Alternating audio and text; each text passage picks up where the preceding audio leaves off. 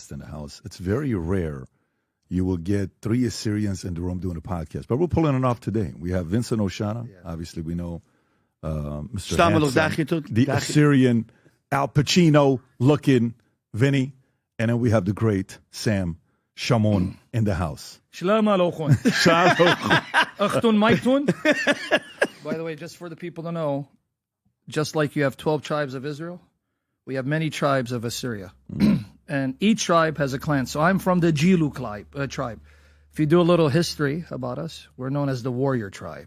Even we speak like warriors. Agamini, Yatamarnanu, Shmalu. So the Jewelers are now going to be rejoicing now that I spoke to them. They're happy. Yeah. So you know, first time I was turned on by your content was an old friend of ours, Marvin. He says, you got to watch this guy. And then I'm like, this guy's incredible, so capable, talented. And then obviously we invited you to have you on a podcast. Yeah. And then eventually we were able to get you to be here. And I'm happy we're finally doing this. Well,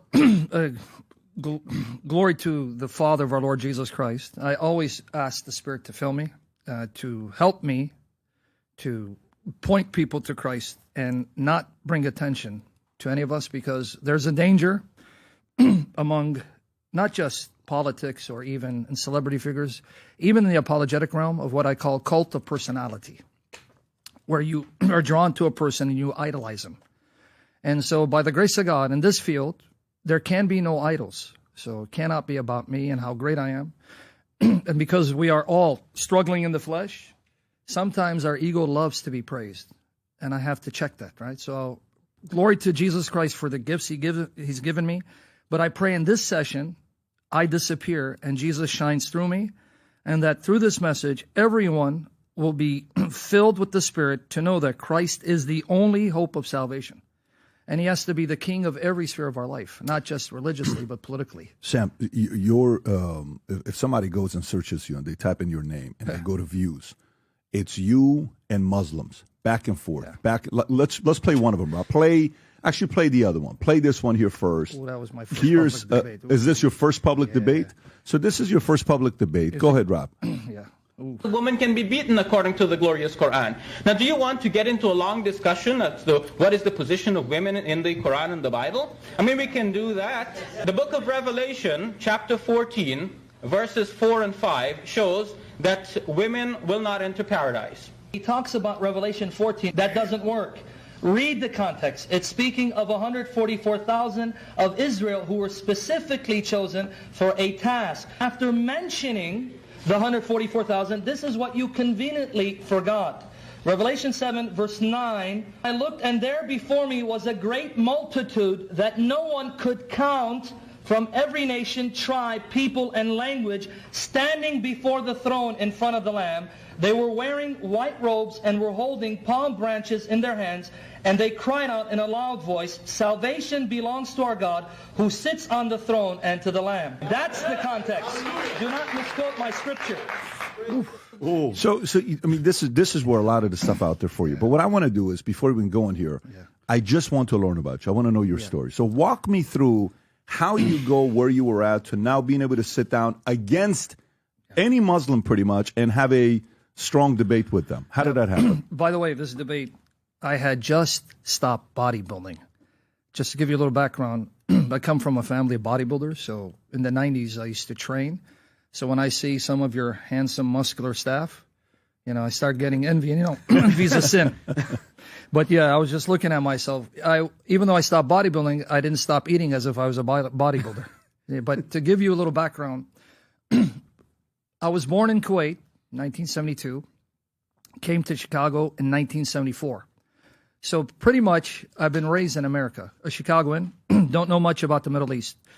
Though our parents are Christian, if you're from an Assyrian background, they'll either be typically part of the Assyrian Church of the East, or in the case if you come from Iran specifically, they'll either be Presbyterian, because we had a lot of missionaries that came to the Middle East and converted the Assyrians to, let's say, Presbyterianism. But historically, the church of the Assyrians is in the West called the Nestorian Church. Now, why do they call us Nestorians? It's not a compliment, and I don't want to bog you down with the details, but there was a bishop in the 5th century named Bishop Nestorius, who was accused of teaching that there are two persons in Christ, that he's a divine person, human person, and that's blasphemy. And so the Assyrians have been labeled Nestorian, but it's not a compliment. It's meant to ostracize the Assyrian church. Because the Bible teaches, and the church teaches, Christ is one person. He's an eternal, uncreated, divine person who became flesh from the Holy Virgin. So to say he's two persons is blasphemy. So they were accused of holding to the two-person theory of Christ, which is not true. So that's my background. And I don't know if you come from that background. Typically, if you're from that background, you'll be baptized as an infant. But even Presbyterians baptize infants, but for a different reason. So not to bog you with the details, in the Assyrian church, water baptism is the means by which the Spirit comes on you, makes you one with Christ, so that you're already part of Christ's body. So he regenerates you. He makes you alive, unites you to Christ. Presbyterians believe that water baptism is the sign that makes you a member of the covenant community, the new covenant of Jesus Christ, but it doesn't regenerate you. It doesn't make you one with Christ. That's something you must do later on. So there are some differences. So I was baptized at Assyrian Church of the East, but my parents never told me about Christianity. I didn't learn about Christianity from my parents. Never told me who Jesus was, what the Bible is. I remember going to church. You didn't go to church? Well, they would take me to church, but I didn't know what we're doing. Like once a week, maybe once every couple of weeks, Christmas. I had no idea, none whatsoever. But my introduction to Christianity came from a 9-year-old Assyrian boy named Raymond Malco from Lebanon. He preached to me the gospel of Jesus Christ. In Chicago? Yep, at 9. He was 9 years old. How old were you? 6.5. Oh, he's 9, you're 6.5. Yes. His grandmother was a godly, saintly woman. She was from a Catholic background, but his uncles on his mother's side, they were taught Baptist theology. So if you're familiar with what they call the independent fundamental, see, I'm giving you too many denominations, but it is what it is. There are a lot of denominations. And the independent fundamental Baptist denomination believe that you have to go soul winning, win souls for Christ. So you got to go knock on doors and lead them into the sinner's prayer. So his uncles taught him that theology. So he would go soul winning. So he found this soul.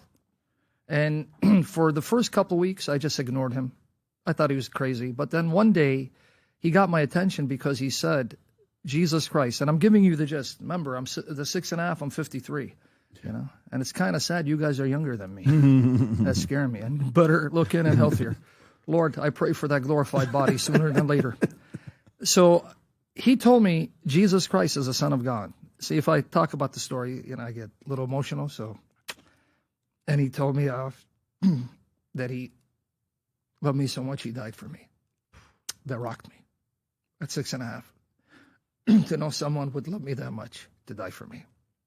So he taught me the sinner's prayer. The sinner's prayer is, you say, Lord Jesus, I'm a sinner, come into my heart. Now, being a kid, I thought I had to recite that prayer word for word because we take everything literally, right?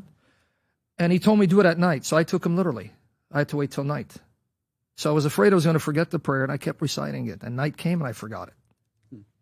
But I remember that night, and I remember that I was in tears. My mom was next to me, and I told her, I remember waking her up saying, can you tell me how to invite Jesus? She thought I was crazy. What are you talking about? But I remember crying out to him. And I said, Jesus, I don't know how to invite you in, but I want you in my life. So 6.5. He would do street evangelism. There are people from the neighborhood, Chicago, Foster, and Clark Street. There are people who are listening who are going to remember this. He actually would lead me, and he would preach, and we'd gather crowds, a 9-year-old, because it's shocking. A 9-year-old, and he'd preach fire and brimstone and hell. And I was just a sidekick. I didn't know anything. Now, you fast forward, he had to relocate, and I lost my elder brother because he was the one who held me accountable. Sadly, my teenage years, things happened, broken family. Dad left. I was very close to my uncle, and he died of cancer in about, I believe it was 1982. So he was closer to me than my father. So I just gave up on everything, and I started doing things I shouldn't have done. Teenage, you go into drinking and, things that we're not proud of. But I had a huge emptiness in my heart because I've always suffered with two things in my life. And these are symptoms of pride. If you actually break it down, symptoms of pride. But nonetheless, I suffered from low self-esteem and body dysmorphia, which is still two demons that I have to slay till this day. And because I had this low self-esteem and really just body shamed myself, I felt more depressed. So I thought the solution would be bodybuilding. Why? Because my older brother started bodybuilding, and if you know about bodybuilding, you probably have heard of Sergio Olivia. Of course. He was a Chicago cop, but he also had a gym. He's got a son as well right now that competes. Incredible physique, yeah. Oh, really? Oh, yeah. His son makes he was his known father. for one of the greatest poses of all time. Yeah. If you go to images, Sergio Olivia, his forearms, he does this pose. right there. The fourth picture. That one right there. Jeez. Yeah, look at that. You should see his son. It makes his father look like nothing. Can you pull up his son's picture as well? His son is, Vinny, you won't even believe it. Look at his son. That's his, Look at that. That's his son to the right. Oh, my goodness. oh, my, damn. These guys are He blows his... Incredible, yeah. Yeah. That shot. Yeah, I'm telling you, Crazy. man. So Chicago. So I said, maybe, you know what, let me try bodybuilding. Now, another thing is, one of the biggest influences on my life wasn't a religious figure, it was Bruce Lee. I still love Bruce Lee. I just can't get over this guy. And when I hear people saying, oh, he was an actor, it's just that gets me angry. What are you talking about, man? In a street fight, I'll gouge your eyes out, you know. Yeah. The myth of Bruce Lee. So I thought in my very sick mind, maybe I can get into kickboxing and bodybuilding and become the first Assyrian movie star. Hey, if Bruce Lee did it, Arnold Schwarzenegger did it, why not me? Well, I realized the more I worked out, the more miserable I became. So there was a time in which I peaked. I was like around 200. And I'm not trying to talk about, you know, I don't want people to think I'm, just to give you an idea what God is doing. He's allowing me to attain goals to see how empty I'll be. So at one time, I got to about 220 pounds of solid muscle, no fat on me, and I was miserable. I was depressed, and I realized, you know what, maybe I should try God. Now, this is around maybe like I'm close to 18. I don't even know the year because I was born in 72, and I try to remember the exact year, but it's in the 90s. As I'm thinking about God, I used to be if you ever valet your car, you have valet parking. Well, in Chicago, there was a restaurant called Bub City. It was in a very shadier side of Chicago, Cabrini Green. So they had a parking lot, and I was the security guy, security dude, right? And they call him the term I'm looking for, the guy who gives you the ticket. I forgot the name for it. His name was Hal, and he kept saying, "Praise be to Almighty Allah." Now remember, although my family's from the Middle East, they never mentioned Islam once to me. So I have no idea what Islam is or who Muslims are. So he keeps saying Almighty Allah. Now, you know, we speak Assyrian, we say Allah. Allah. Or Allah. Allah. So he got me interested. So I said, can I ask you a question? How do you know this term? So he started talking about Minister Louis Farrakhan. I have no idea what this guy's talking about. Then he says, the Honorable Elijah Muhammad, the Prophet Muhammad, and then he mentions Master Farad Muhammad. Now I'm thinking it's the same Muhammad. Turns out he's a member of the Nation of Islam. Nation of Islam, who's, now the leader is still alive. Louis Farrakhan hasn't passed away. There he goes. One of the most powerful, charismatic speakers. This man will captivate you. And he does it from memory. He doesn't have notes in front of him. He'll quote the Bible, Quran from memory. This man is amazing in his recall and his speech, so captivating. And he mentioned the Quran, so I asked, could you give me a copy? Well, I read the Quran and I was flabbergasted, because here's a book that mentions the major prophets of the Bible and Jesus, but it gives a different spin on it. So I got really confused. So in the back of the book, you have table of contents, index of names. So I went look for Jesus in every place that Jesus showed up in the Quran. And I believe the translation was Abdullah Yusuf Ali. At that time, it was the most popular Quran translation. Now it's obsolete. But in the 90s, this was the translation that Muslims would give out. And he's got copious notes, right, to indoctrinate you. Man, I ate it up. I was shocked to find Jesus in the Quran. And this is one thing that non-Muslims, when they encounter Islam, the shock effect. Because they think Muslims are the other side, they're all evil, they're terrorists. And then they find out that they have more in common with Christianity than even Judaism does. This is a fact. Islam is closer to Christianity than Judaism because Islam recognizes Jesus. It says he's the Messiah, born of the Virgin. In fact, the Quran says that the greatest woman Allah created is Mary. And she's the only woman mentioned by name in the entire Quran. Women aren't mentioned. So if we're Not looking even at his mom, not even the prophet's mom. no, Yeah. Muhammad's parents, you don't even know whose parents are. You don't even know his historical context. If you just go with the Quran, it doesn't even situate the Quran for you. You don't know what century is this. All you know, it's in Arabic. But when was it sent down? You need external sources. Even when Muhammad was born, you need external sources because Muhammad is mentioned by name 4 times. But even then, you can make a case that it's not really the name of a prophet, but it's a descriptive noun, meaning the praised one.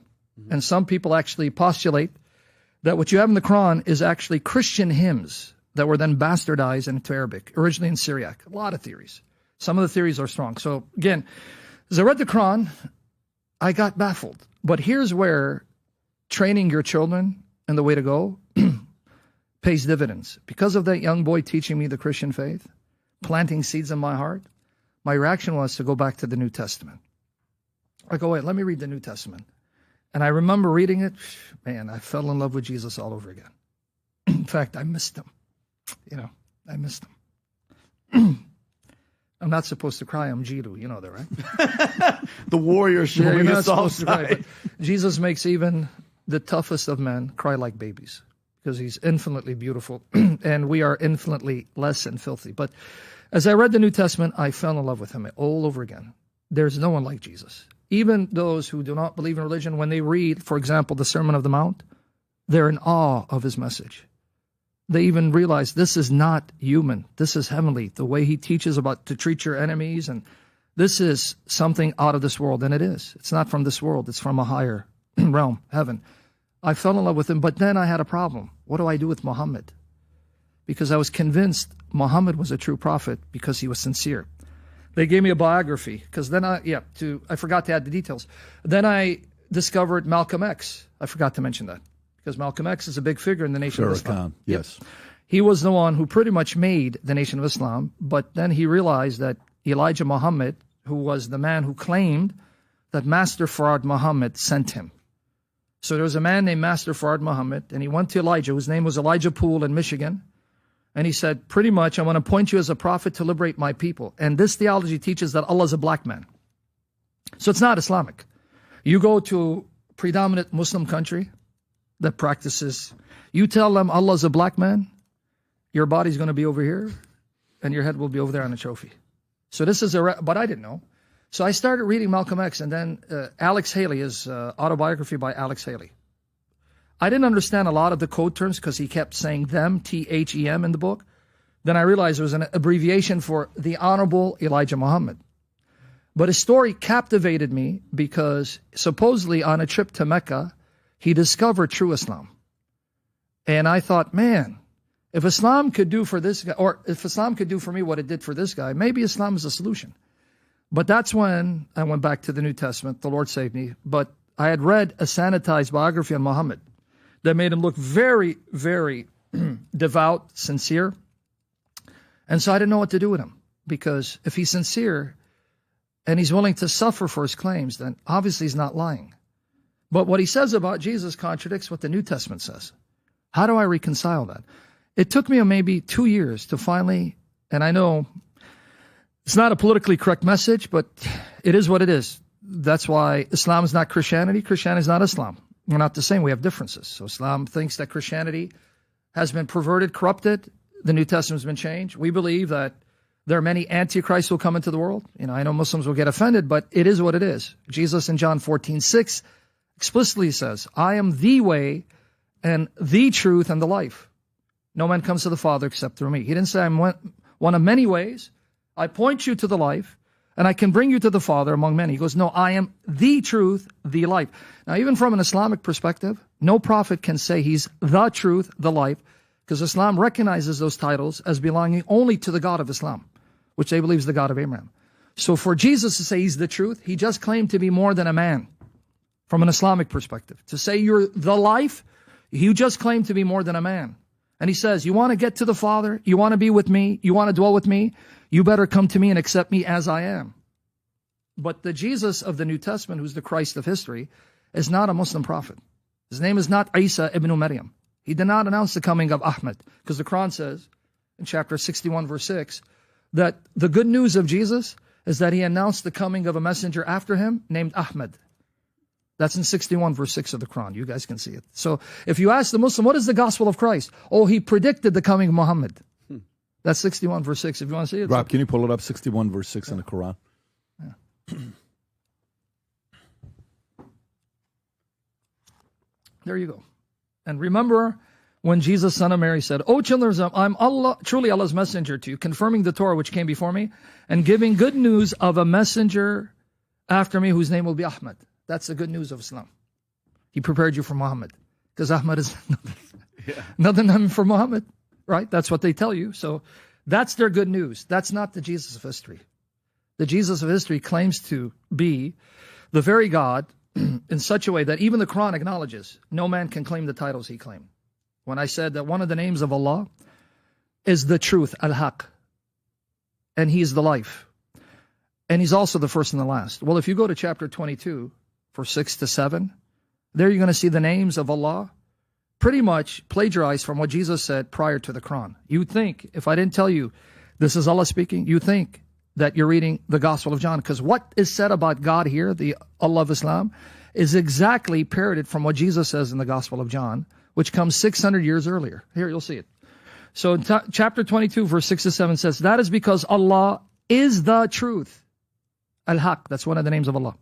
And because he gives life to the dead. And because he is over all things competent. Now here's an interesting part in verse 7. And that the hour is coming, no doubt about it, that Allah will resurrect those in the grave. See, only Allah gives life and resurrects the dead, and he's the truth. Well, if I go to the Gospel of John chapter 5, Jesus said all those things, but he applied it to himself. If you open up John chapter 5, you're going to have to open up the entire chapter, because we're going to look at verse 21. So now watch here. Now watch Jesus say what the Quran says of Allah, but he says it 600 years before Muhammad showed up. So who's plagiarizing whom? It's not Jesus plagiarizing Allah. Now watch here. If he goes to John 5, I'll open it up. Verse 21. Yeah, we're going to open up the entire chapter, if you can. If you go to BibleGateway.com, you're going to find Bibles galore. You mean I'm moving faster than the great Rob? What happened, Rob, brother? See, you can't keep up with the Assyrians, especially if he's Jilu, you know. Now, if you open up John 5, just put John 5, it's going to open up. Now, remember what it said of Allah. He's the truth. He gives life. Yes. And then the hour is coming where he will raise Sounds the dead. Familiar. Oh, watch here. John 5:21. Watch here. Well, let's go here. 21. Now watch. Right in the middle. For just as the Father raises the dead and gives them life, even so the Son gives life to whom he is pleased to give it. So Father and Son both give life. But in 25, if you watch verse 25, verily, truly I tell you. Now, this translation, NIV, says a time. The literal translation is an hour is coming. If you read it, it's an hour, because NIV is more of a paraphrase. So some Bibles do not translate literally, because in translating literally, you lose meaning. So they have to paraphrase. So this is a paraphrase. In fact, we Assyrians can relate. If I say, Atma Brishuch, if you translate in English, you're going to say, what the hell are you talking about? Yeah. Right? Yeah. That's how it is with languages. So sometimes you can't translate literally. You got to translate meaning. But literally it says, very truly I tell you, an hour is coming and has now come when the dead will hear the voice of the Son of God, not Allah. The Son of God, and those who hear will live. Now 28:29 says something amazing, because the Quran says, the hour is coming, have no doubt about it, well, Allah will raise them from their graves. But who does that according to our Bible? Do not be amazed at this, for a time is coming when all who are in their graves will hear his voice and come out. Whose voice? The Son of God. So if I were to compare what Jesus says of himself with what is said about Allah, clearly Jesus claimed to be God, because the things Jesus says is ascribed to the Islamic deity, not to a prophet. So a prophet cannot speak this way if Islam is true. So what did they tell you? Your Bible's corrupt. Another passage, John, you brought it up, John 14:6, right? We read that. I'm sorry. Notice there he says, I am the way and the truth, one of the names of Allah, and the life. So clearly the Jesus of history is not Isa. He did not announce coming Muhammad. So from a Christian perspective, as offensive as it may be, facts are facts. If we all believe the same thing, we'd be the same religion. According to the New Testament, it's going to hurt people. Muhammad is an antichrist. That's the New Testament teaching. Because what is the criteria for an antichrist? 1 John chapter 2, 22 to 23 tells you. Who is the antichrist? He who denies the Father and the Son. Islam says Allah is not a father, and Jesus is definitely not his son. In fact, in chapter 9 of the Quran, verse 30, you know what it says? And the Jews say, Uzair is the son of Allah. To this day, scholars are baffled. Who is this Uzair? And what Jew said it? Now, some translations will tell you that Uzair is Ezra, the prophet, but the context is the call to jihad. A lot of people don't know that one of the last chapters before Muhammad died. Now, again, we're basing this on the Muslim sources. There are people who question the Muslim sources. They say, well, because Muslims. They're not in Muslim countries, they can't. But you'll have Muslim academics who will tell you, these are later traditions, they're embellished. And not all Muslims believe in what they call the hadith. Now, the largest group of Muslims identify Sunni. In fact, you had two of them debating when they were here. They would be Sunni Muslims. One of them was a Salafi. So though they are Sunni... Daniel or... Jacob... what was his name? Daniel the other guy, Jake. Hakikaju. Daniel Hakikaju and Jake Brankatala. Yeah. Jake, I don't know if it's short for Jacob. Now, he's a Salafi. There are differences among them. And though they belong... And again, I'm not saying these differences prove Islam is false because we got differences among Christians. Right? I mean, fair is fair. Islam is not monolithic, neither is Christianity. Right? There are flavors of Christianity. But point being, the largest group of Muslims would identify as Sunni. But in that Sunni branch, you have people called Salafis. They have a view of Allah that the other Sunnis do not share. We can get into that. But so, not all Muslims believe in the Hadith.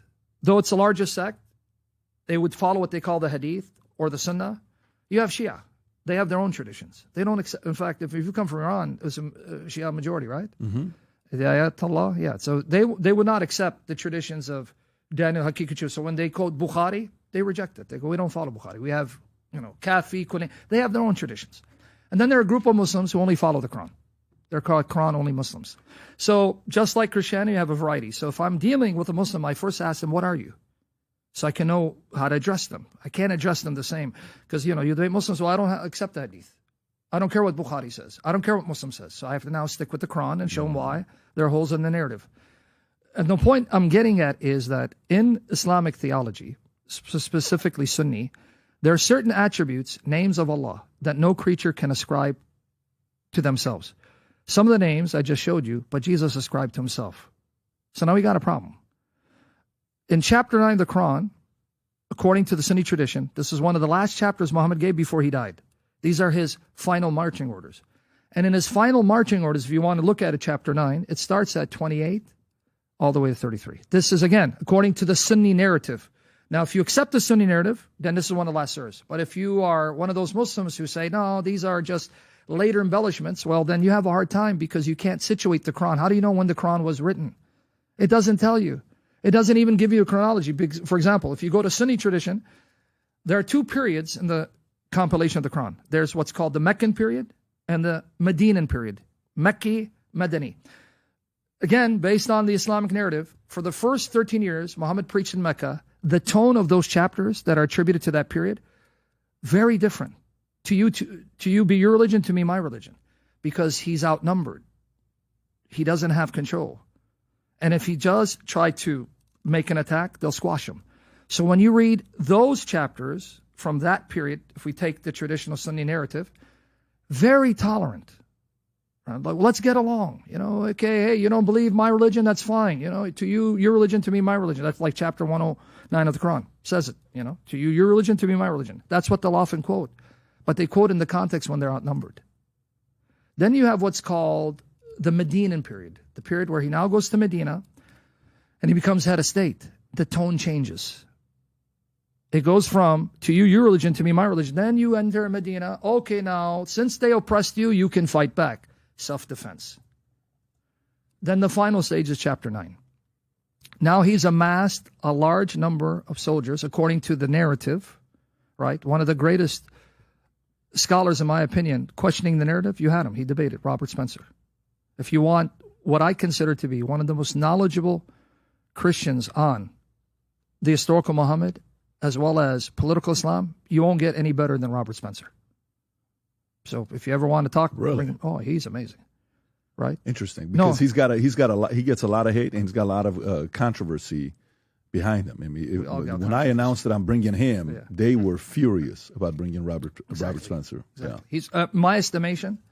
You know how people say this guy's the best, and that's an ego thing. May God crush our pride. But my estimation, I don't think there's someone more knowledgeable in political Islam and historical Muhammad than Robert Spencer from a Christian perspective. Interesting. He would be part of if you ever get an A team, he'd be part of it. Now, I mention him only because he would question these sources. But if you're a Sunni, because now my audience is now the Sunni Muslim, like whoever it is, if it's Daniel. According to the tradition, chapter 9, one of the final marching orders, he's amassed a large number of soldiers. Now he's telling them, go and expand Islam. It's no longer defend yourself. It's now go and expand Islam politically, economically, socially. That's the context of chapter 9, 28 to 33. But now notice, Muhammad has to give them a pretext to attack. Okay, why are we attacking these people? You're going to see it doesn't say because they threatened you. This is the Islamic narrative. It's because they believe differently from you. Right here, black and white. You're going to see it. So they don't think I'm lying. And if they want to get the commentators, Ibn Kathir, we're going to have a field day, brother. They can't tell me it doesn't mean this. Wait, what did Ibn Kathir or Qurtubi say? Right? But here, chapter 9, 28 to 33, we're going to read it. Oh, you have believed. Now, this translation says polytheists, but the term mushrikun, mushrikeen, it's much more broad than simply a polytheist. The term comes from shirk. What is shirk? According to the Quran, shirk is the one sin Allah will never forgive. But what is that? When you claim there are multiple divinities, or Allah shares his glory or attributes or sovereignty with a creature, or God has a son, you fall under that category. So according to Islam, all of you are shirkers. You're a mushrik, whether you like it or not. Why? Because if they ask you, do you believe Jesus is God's son? Mushrik. You believe Jesus is God's son? Mushrik. You believe he's Lord? Mushrik. Now the Quran says to fight you. And to the victor goes the spoils, or you pay what's called jizya. We're going to get there. So, oh, you believe, or have believed, indeed the polytheists are unclean, so let them not approach al-Masjid al-Haram. Now, without the traditions, you have no idea where this is. It's a tradition that tells you this is the Kaaba in Mecca. But if you just went with this, you'll have no idea where this is. What the heck is Masjid al-Haram? But this means Mecca, the Kaaba. Don't let them approach after this, their final year. What year? See, without the Islamic narrative, you don't even know what year this is. Mm-hmm. This is 2 years before the death of Muhammad, right? But I can't tell. I mean, what year, buddy? Doesn't tell me. And if you fear poverty, now why is it saying fear poverty? The Islamic narrative says that they would make pilgrimages, to this day the Muslims do it, to circumambulate the Kaaba 7 times, run between the 2 hills, Safa and Marwa 7 times, throw 7 stones at Satan, which they claim was instituted by Abraham, but there's no evidence for that. These are pagan practices. So when the people would come, they'd barter, they would sell, they would trade. So it's saying, well, if you fear by banishing them, you're going to lose money, don't worry.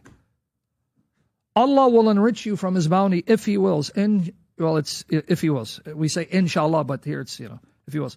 Now, how will he enrich you? This is the question I want you to see. By having you fight the infidels and taking jizya from them. That's verse 29. It says it right there. Fight those who do not believe in Allah. Does it say fight those who threaten you? Fight those who attacked you? Fight those who want to take your land? No. Fight those who do not believe in Allah or in the last day. Well, I don't believe in the Allah of Islam. Now, I know people say, well, it's just a name. That's not my debate. I have no problem using the term Allah. The Allah of the Quran is not the God of the Bible. So different gods. Absolutely. Okay. But now you have to qualify that. Do you think the average Muslim even knows the differences? Probably not. Absolutely not. They don't. They're told that this God is the God of Abraham. They're told Jesus is a mighty messenger. So you have to distinguish between what the sources say and the person. Because if I interview an average Christian, how many of them know what the Trinity is? How many know that Jesus is the God-man, that you must believe he's God and man? If I ask Christians, is Jesus a man in heaven or a spirit? I've done that. They'll say he's a spirit. No, he's not. The Bible says he's a glorified man in heaven with a glorified physical body of flesh. And he's going to come back in the flesh. So how many Christians know that they're supposed to believe that? You'd be surprised. Ask Christians, say, hey. I understand. Yeah. So here, if you don't have the same idea of Allah, they do, that's pretext to fight you. And Sam, not to go you off, when you say fight, is that fight to kill? No, it's UFC. Okay. I want to make that clear. That you're saying fight should be, they're trying to kill you. UFC championship belt. Okay, What's wrong with you? Okay, my bad. So see, we're that's naked that show. Syrian in you, bro. Yeah, So, okay. All right, please continue. So, and the last thing now, real quickly, let me describe Islamic last day, because I want to show the audience who don't know Islam how graphic this is. The last day in Islam means if you pass the test, you will enter Jannah, you'll enter paradise. You have maidens of pleasure, Hur al-Ain. I can give you even a reference, very graphic, chapter 78, 31, 33. It says that they have swelling breasts that don't sag. And the Quran says you'll spend all eternity deflowering them, but you won't harm them, and they'll return. When I say Quran says you will have sex with them, but the hadiths go graphic. You will be deflowering them, but you won't hurt them. They'll return virginal again. So this is the pleasures of paradise. And you're going to have wine, and you're going to have milk, and you're going to have, meat and young boys serving you. Youths of perpetual freshness. Now, why the hell do I need a young boy in paradise to serve me? Well, things to make you go, But that's the last day. Oh, you brought it up, huh? See? Full-breasted. Companions of equal age. Yeah, so that means you don't need breast implants in paradise. It's You're good free to go. of charge, yeah. Perfect. It's impressive. You see why they love us, don't you? Yeah, man, It's impressive. when we come here, we're in. Go back to 30, up to 30. So now, why should you fight them?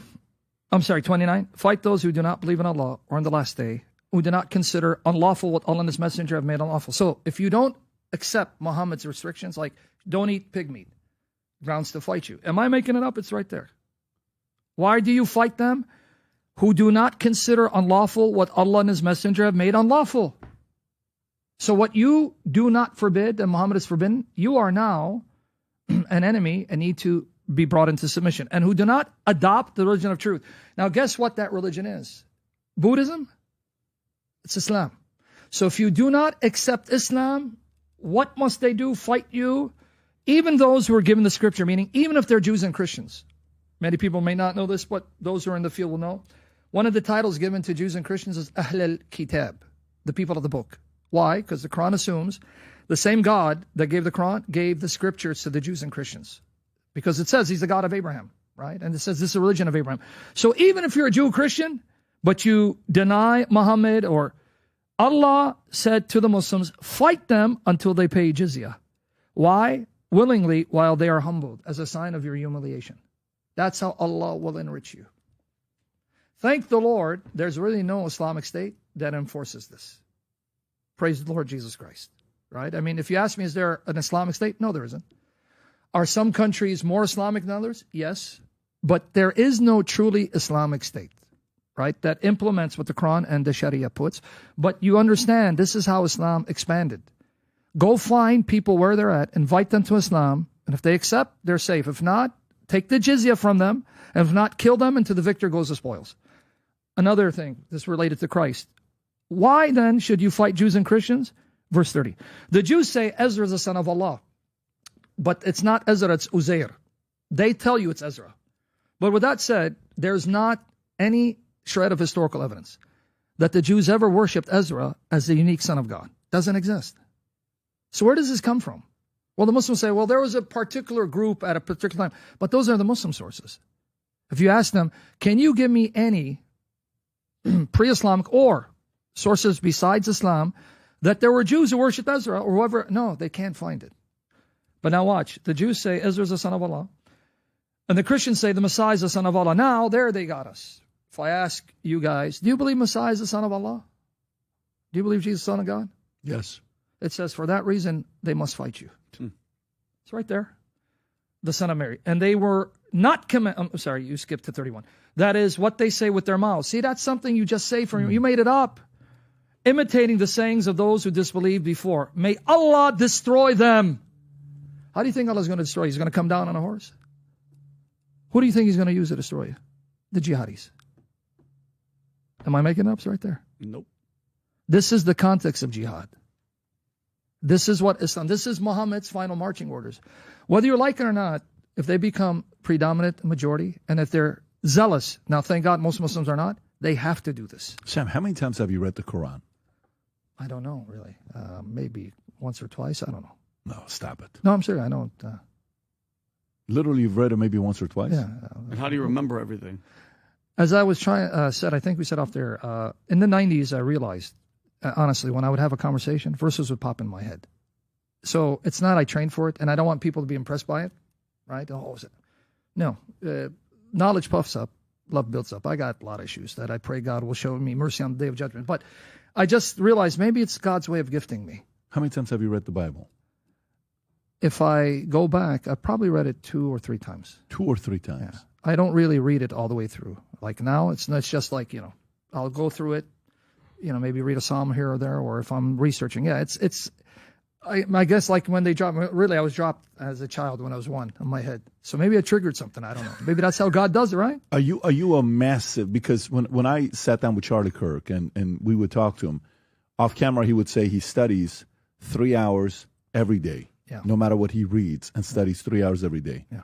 Do you have a ritual of studying a lot every day? Do you read a lot every day? Not that way. What I do is I'm always on my blog writing posts for people, if not doing live streams. So I'm not studying, I'm writing to equip people with articles so they can use it in battle. Because I want to equip people. So because look, if the Lord tarries, I'm going to die. So at 6.5, this 9-year-old comes to you. At that time, what's your relationship with your dad at 6.5? My dad walked away when I was probably 7, shortly right after that. So it's right around that time that this is happening to you. Got it. Okay, so that had a massive impact on you. Because, huge. Yeah. So is that a moment for you where your biological father walked out, but your spiritual father is going to be with you forever? Yeah. Did that give you that peace as a young man? Yeah, Raymond was young boy. Yeah, Raymond was pretty much my dad, even though he was 9. And his grandmother, my mother, was a wonderful woman. She left a wonderful legacy, but she wasn't educated in Scripture. But his grandmother was my spiritual mother. Raymond's grandmother. Raymond, because his mother died when he was young. So his maternal grandmother raised him and his brother. How much time did you spend with her? I think from 6.5 to 10. How often? Like every day? Every day we'd go. I'd hang out with him every day. We'd go to the house. She would teach us prayers. She would or he would? She would. In fact, because of her impact, I still remember. Now I know it's part of the liturgy of the Assyrian Church, but I didn't know that back then. She would teach. She taught me this, and it actually, for some reason, those prayers, Qaddisha Alaha, she taught me that. She also taught me the Ave Maria, but in a different way from where Buccelli says it. She taught it this way. Now, guys, I'm not a singer, and I'm not going to give up my day job, so she taught it this way: Ave, Ave, Ave Maria. So I remember that. For some reason, it stayed in my mind. Right? She was a wonderful woman. 6.5 years old. Was Raymond's grandmother friends with your mother? No. They didn't know each other? No. They were in the neighborhood. So, you know how you meet people high and by, sure. But You're it wasn't, Chicago. Yeah, it wasn't like, we're cousin. No, just he was taught to go soul winning. So when he won me, he took me to his grandmother and she'd teach us prayers. And what was the denomination? She was Catholic. His uncle on his mother's side became Baptist. So later on at 18 years old, when that's security guard, the guy you're working with at the valet at this Bub's City, Bub City, when you worked there, and he introduced you to the Nation of Islam and Farrakhan and all these guys. At that time, would you say pre-meeting him you'd consider yourself a Christian, or you're a lost teenager kind of going through? Yeah, I had pretty much turned my back on Christian. When you left at 10 years old, 1982, it was about 13. 13. When 10, he relooked, but I think he was 10, he moved. And I started slipping, but around 13, it was just gone. Yeah. So 13 to 18, there's nothing. No. Nothing. No church, no mentor, no father figure, no nothing. Yeah. Did you go to college? Are you a good student in school? What are you doing in school? I was such a good student, I got that on out of high school. Third year. Yeah. In high school? Yeah. And this is Chicago? GD. Yep. Then I got a GD. And never been to college, never been to seminary, never been to university.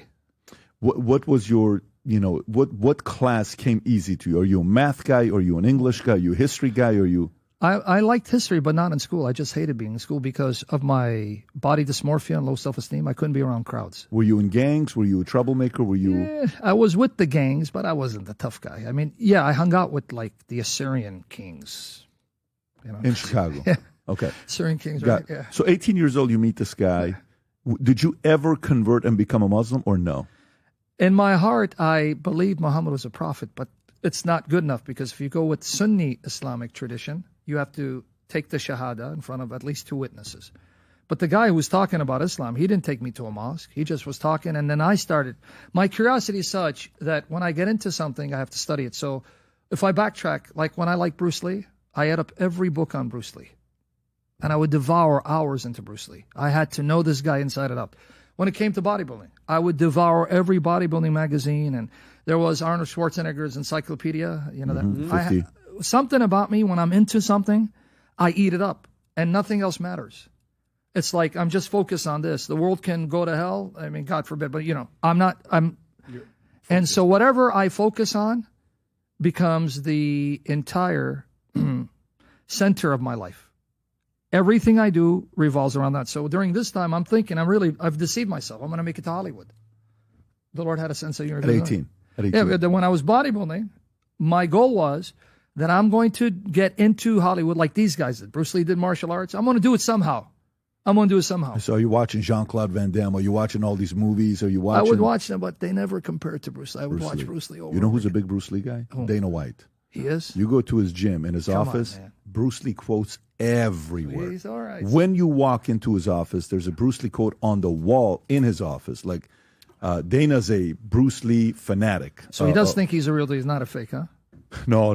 He's based on the way I had when I was with him, it was a lot of respect for him. His quotes are all over his gym, everywhere. Okay, so 18 years old. Now, is he discipling you? Is this guy No. Did he bring you anywhere? Did you meet somebody? Did you meet any of the big names? Nope. On the Nation of Islam? Nothing. It's all independent identity. I just went years searching. Went to bookstores and 18 years old, there's no internet. There is internet, but there's not the Google and all that stuff because you know your age where you're at. Yeah. I don't remember using internet that time either. No. It was more the AOL chat or whatever it you was. remember Right? that? Yeah, the slow one. Yeah, that's right. Net zero and all of that. Yeah. Yeah. So at this time you're going through it, and then you read the Quran, and you go through your phase. What are you doing occupation-wise? What are you doing to make money?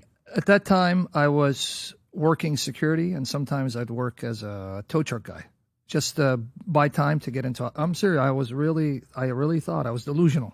All right, but how did I research? I just go to bookstore. There was a Muslim bookstore in Chicago, Northside, Devon. There's actually 2. One of them is still there. If the people are watching, they'll know what I'm talking about. It's by Devon, California. It's called Iqra. But in the 90s, it was not at that same spot. So I'd go buy Muslim books. And I'd go. Now, we still have Barnes & Nobles. But at that time, we also had Borders. Mm-hmm. You guys remember Borders? Of course. Yeah. I love Borders more than Barnes & Nobles. Why is that? I don't know, man. I don't know. I just liked it. Maybe the colors, who knows? But I would go there and try to get books, and then Muslim bookstores, obviously. But what really did it for me is I would buy VHS tape debates. We're living in a time of the VCR, VHS. I know some people saying, "What is that?" Right? I think it's like the way of the dodo bird. Betamax, and we had VHS. So they would sell Muslim Christian debates. Now all those debates are online on YouTube, but that time we didn't have YouTube. So I bought them, and I'll tell you how I got into apologetics, because that was because of some Muslim guy who challenged me. But when I watch the debates, I'm designed in a weird way. I learn more from attacks on the faith than I learn from defending the faith, because it forces me to think. So I was watching the Muslims slaughtering the Christians, and it got me to think, how do I answer this guy? So that put a fire in me to find answers. Now, I was never discipled. I didn't have a pastor. I didn't have a priest. I had to just rely on God's Spirit to guide me to the right sources, find the right, let's say, authors, or listen to the right Christians. But when it came to Christian-Muslim debates, the Christians were getting slaughtered. I cannot tell you of any Christian that I think won a debate decisively in the 90s. There were some close, but for some reason, the Muslims were slaughtering the Christians. What was their angle? What angle did they take that Christians didn't have a way to defend themselves? Even when it came to Christian topics, the Christians were doing bad. Like, is the Bible God's word? You would have scholars, like, in fact, it's on YouTube, like the late Dr. Gleason L. Archer, who was professor emeritus of, now it's closed, but in Deerfield, Illinois, you had Trinity Evangelical Divinity Seminary. This man was a beast. Now, he's gone with the Lord. He would read and write 25 languages. Jeez. He's amazing. But when it came to debate, he was getting slaughtered. And by neophyte Muslims who don't know biblical languages.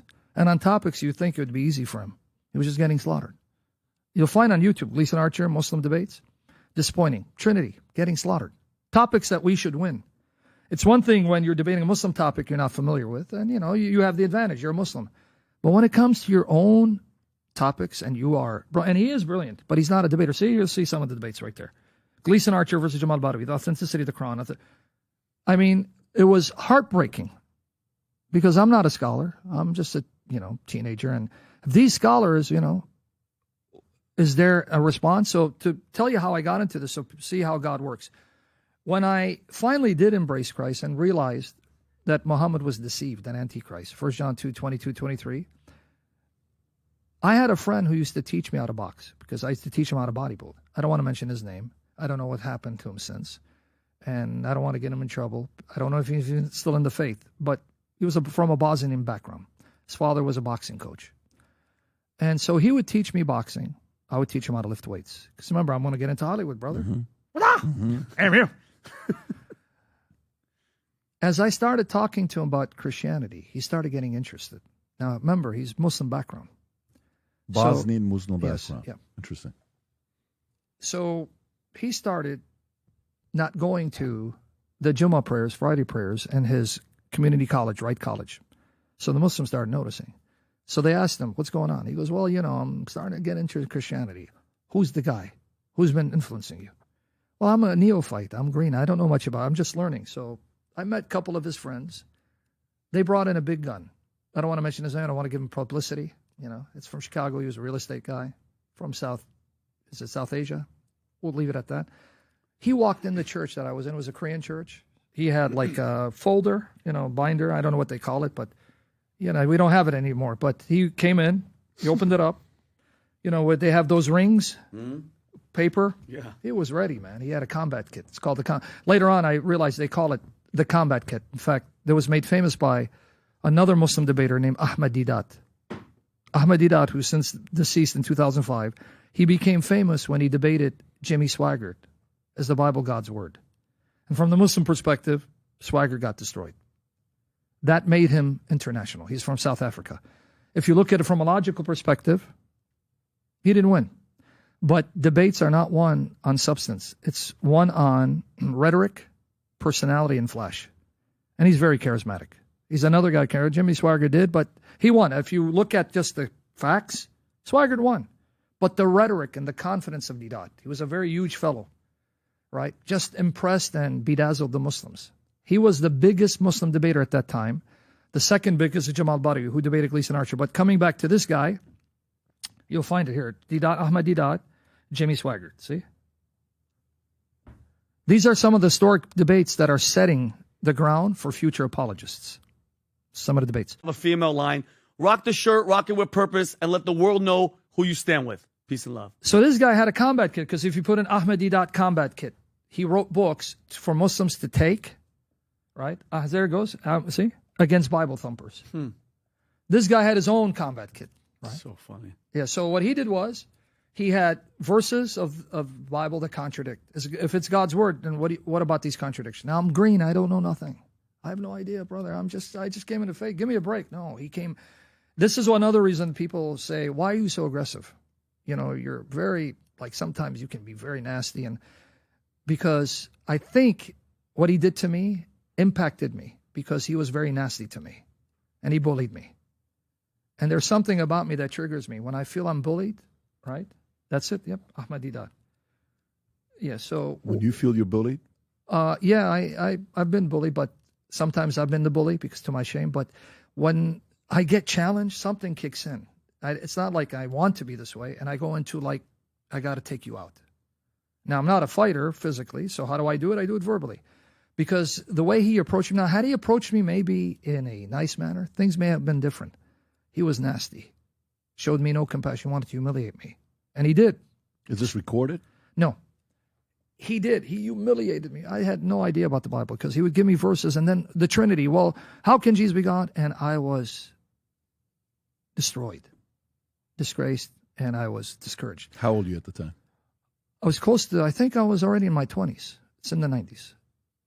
And my buddy was there. I almost gave his name. I don't want to give his name. Lord help me not to mention his name. I almost came out. He was there to witness it. But he didn't like lose his faith in Christianity. So I remember going at night and I started praying. And this was my deal with God. I said, God, if you give me answers to these questions, I swear to you, I will commit my life to never allowing another Christian to be humiliated ever again by a Muslim. And that set it in motion. So when you made that prayer, what happens next? What is given to you? The Lord is just directing my steps. Here, read this, read that, study this. And so, you know how... The debate with Didat, how many people are around while this is taking place? No, I didn't debate Didat. I debated someone who was an admirer of him. So you debated the realtor that used the manual that he created to debate you? That was influenced by him. Now, he has his own manual, but he had his manual that was influenced by Didat. Oh, I got it. So okay. It's not, but he's the trendsetter. He's the one. I got it. Right? He sells his own, but this guy had his folder with all this. Is this realtor guy still preaching or no? Is he still out there doing this thing or no? The last time I saw him, glory to God, vindication, I'll just tell you, a little ego, because we're Syrians, we got to win, right? When I came back a couple of years later, he ran between his tail between his legs, and I felt vindicated. That was the last time, so I don't know if he's alive or dead. So that was in your 20s. That's a long time so ago. that's in the 90s, and he was already maybe in his 40s, so I don't know. Got it. But the Lord gave me vindication. Once you asked the Lord, you prayed for that. Who came into your life? No one person. It was still the Spirit guiding me. That's why I was saying I would go to stores. And I've met few Christian authors and lecturers, but it's all on VHS. But it wasn't how they shaped me when it comes to defeating Muslims. I learned a lot from two individuals in particular, but their approach was good, but it wasn't like devastating. The two names that really influenced me when it came to refuting Islam, and they're actually online for the website I write for, answeringislam.info. John Gilchrist, he wrote a series of booklets and books because he was also in South Africa. He was the response to Didat. So if you go to answeringislam.info, I'll walk you through it. Answering Islam. All right, yep. Now, if you look at individual authors, if you go down to the red, right there, individual authors, you're going to see John Gilchrist. It's that man right there. He wrote a series of books and booklets responding to Didat. I learned a lot from him. But his arguments were not devastating. So if you want to say, I would say he's an influence. Another man that really influenced me, because he taught me how to think logically, is even here on the website, if you go to William Campbell is right there to your left, all the way to your left, Campbell, and then right there, you see it. Right in the middle, right? Up. Yeah, there you go. He wrote a book, The Quran and the Bible, Light of History and Science. If you click on that, phenomenal book. Phenomenal book. That book, man, I ate it up. Because he was writing a response to a man named Maurice Bouquet. He was the physician for the king of Saudi Arabia. He wrote a book in 1975, I believe, The Bible, the Quran, and Science. So he, as a non-Muslim, claimed, whereas the Bible is full of scientific errors, the Quran has none. In fact, it's a miracle. No, exactly. That book was being shoved down the throats of Christians. The Bible, Quran, and Science. Dr. Maurice Bouquet. Conveniently, he's the physician of the king of Saudi Arabia, and he found no mistakes in the Quran. Is that a coincidence? Yeah. No. It's completely unbiased. So this guy took him to took him to school, obliterated his arguments. That book right there, I can say, I probably read that book maybe 20 times. Oh, wow. Because he introduced, there's a chapter talking about deductive reasoning, right? And how to think logically and how to avoid the etymological fallacy or how to avoid chronological fallacy, where you read a later meaning of a word into an earlier period of time. So you can't do that. So if a word means X now, that doesn't mean it had the same meaning 300 years ago. So you cannot apply modern definitions to words in an earlier context. You have to see how those words were used at that time. He blessed me. Because the Muslims will, the Arabic means this. Well, it means this now. What did it mean at the time, Muhammad? It's because words evolve. Like even the word pig, ironically. 100 years ago, now you put it in one of the entry, a metaphorical slur, policeman, cop, right? That would be one of the definition. Was that the meaning 200 years ago? No. So words evolve. So you can't tell me because the Arabic means this now, it meant that at the time when the Quran is written. So he taught me how to think critically. Now, the only problem is this guy debated Zakir Naik, and I was in the audience. And sadly, he got slaughtered by Zakir Naik, so his book was discredited. William Campbell. Yeah, he got this because he's not a debater. He was an older gentleman. See, some people, if you want the most effective takedown of anything, you got to know people's strengths and weaknesses, and you got to then put them in their areas of strength, keep them away from areas of weakness. So if I know you're a phenomenal speaker but not a debater, I'll let you speak. This guy's a devastating debater, he'll do the debates. If you're a phenomenal writer, not a good speaker, you do the writing. And if you're specialized, let's say, in the Trinity, you only talk about the Trinity. He specializes in destroying, let's say, Hinduism. You don't deal with anti-Trinity. That's not your field. Stay in refuting Hinduism. You're great at Islam. You don't deal with Jehovah's Witnesses. You suck in that. Here's a guy. That's how you got to do it. You got to know people in their areas of strength. Like Robert Spencer, you won't find anyone better in political jihad and historical Muhammad. You put him there, he's going to shine. No one's going to touch him. So you got to know the person and put them in their area of expertise. See, like me, I don't know much about science. I don't know much about atheism. The most stupidest thing I can do is debate an atheist. Because if it's about the glory of Christ, I don't want to go embarrass myself and destroy faith. So let me bring those lions, Christians, who spend their time eating up atheists. So that's how you have to strategize. So Campbell was a great writer, not a great speaker. He got destroyed by Zakir Naik. This is the debate? Yep. That's a clip from the debate. So who have you debated that's a high-level scholar, known Muslim debater? That's hard to say. I think it would be my first debate with Jibrali. I think that's the only one credible. Everyone else tried to make a name, but it didn't go too far. There's not many great Muslim debaters, even today. They're popular ones, but that doesn't mean they're great. Who were the popular ones? Daniel Hakikuchu, very popular. Muhammad Ajab exploded. He's very popular. Would you debate him? Absolutely. You would debate Muhammad Ajab? Absolutely. In fact, one thing, though, I have to share, because I know how to bring down Islam. You have to know what to debate. This is the problem with many Christians who set up debates. They don't know what to debate. If you want to see Islam destroyed, you have to know what to debate. And when you propose these debates, they'll try to make 10,000 excuses not to debate them because they'll know it's the end of Islam. Such as what? The one thing I always start with before I debate a Muslim, what did Muhammad say about the Bible? It's called the Islamic dilemma. Islamic dilemma, we put a Muslim in a dilemma. What's the dilemma? Well, just like my New Testament confirms the Old Testament. So as Christians, we can't attack the Old Testament. We're stuck with it. So when they tell me, what about these wars in the Old Testament? I can't say, Jesus told me the Old Testament's God's word. So I got to join with the Jews in defending the Old Testament, right? Sometimes it's hard. But if I believe Jesus and I believe in his lordship, he told me the Old Testament's God's word. It's not the Vedas. I'm stuck. We love you, Lord, and you didn't make it too easy, right? And we have to deal with all these, wipe everything that breathes. Muhammad put them in a similar situation. All throughout the Quran, Muhammad said one of the proofs of his prophethood is that my Quran confirms your scriptures. It agrees with them. No, it doesn't. My Bible contradicts your Quran. That means the Quran is false. But see, the Muslims see that and say, you must have changed the Bible. But the Quran never says it's been changed. They try to take a verse here and there out of context. And but you read the context, it'll either refer to the misinterpretation of the text or a particular group in a particular area, but not the entire community itself. So once I debate that, anytime they attack the Bible, I go, so you agree Muhammad is wrong. Why? He said my Bible is not changed. You said it is, so that means he's wrong. So are you going to renounce Muhammad? See, this is how you have to do it. But then they'll come back and say, if they say, well, no, the Bible is right. Well, Muhammad is wrong again. Because my Bible says that what the Quran says about Jesus is wrong. So Islamic dilemma. Damn if you do, damn if you don't. See, once you do that, everything else falls in place. So you would debate him, and what topics would you debate him on?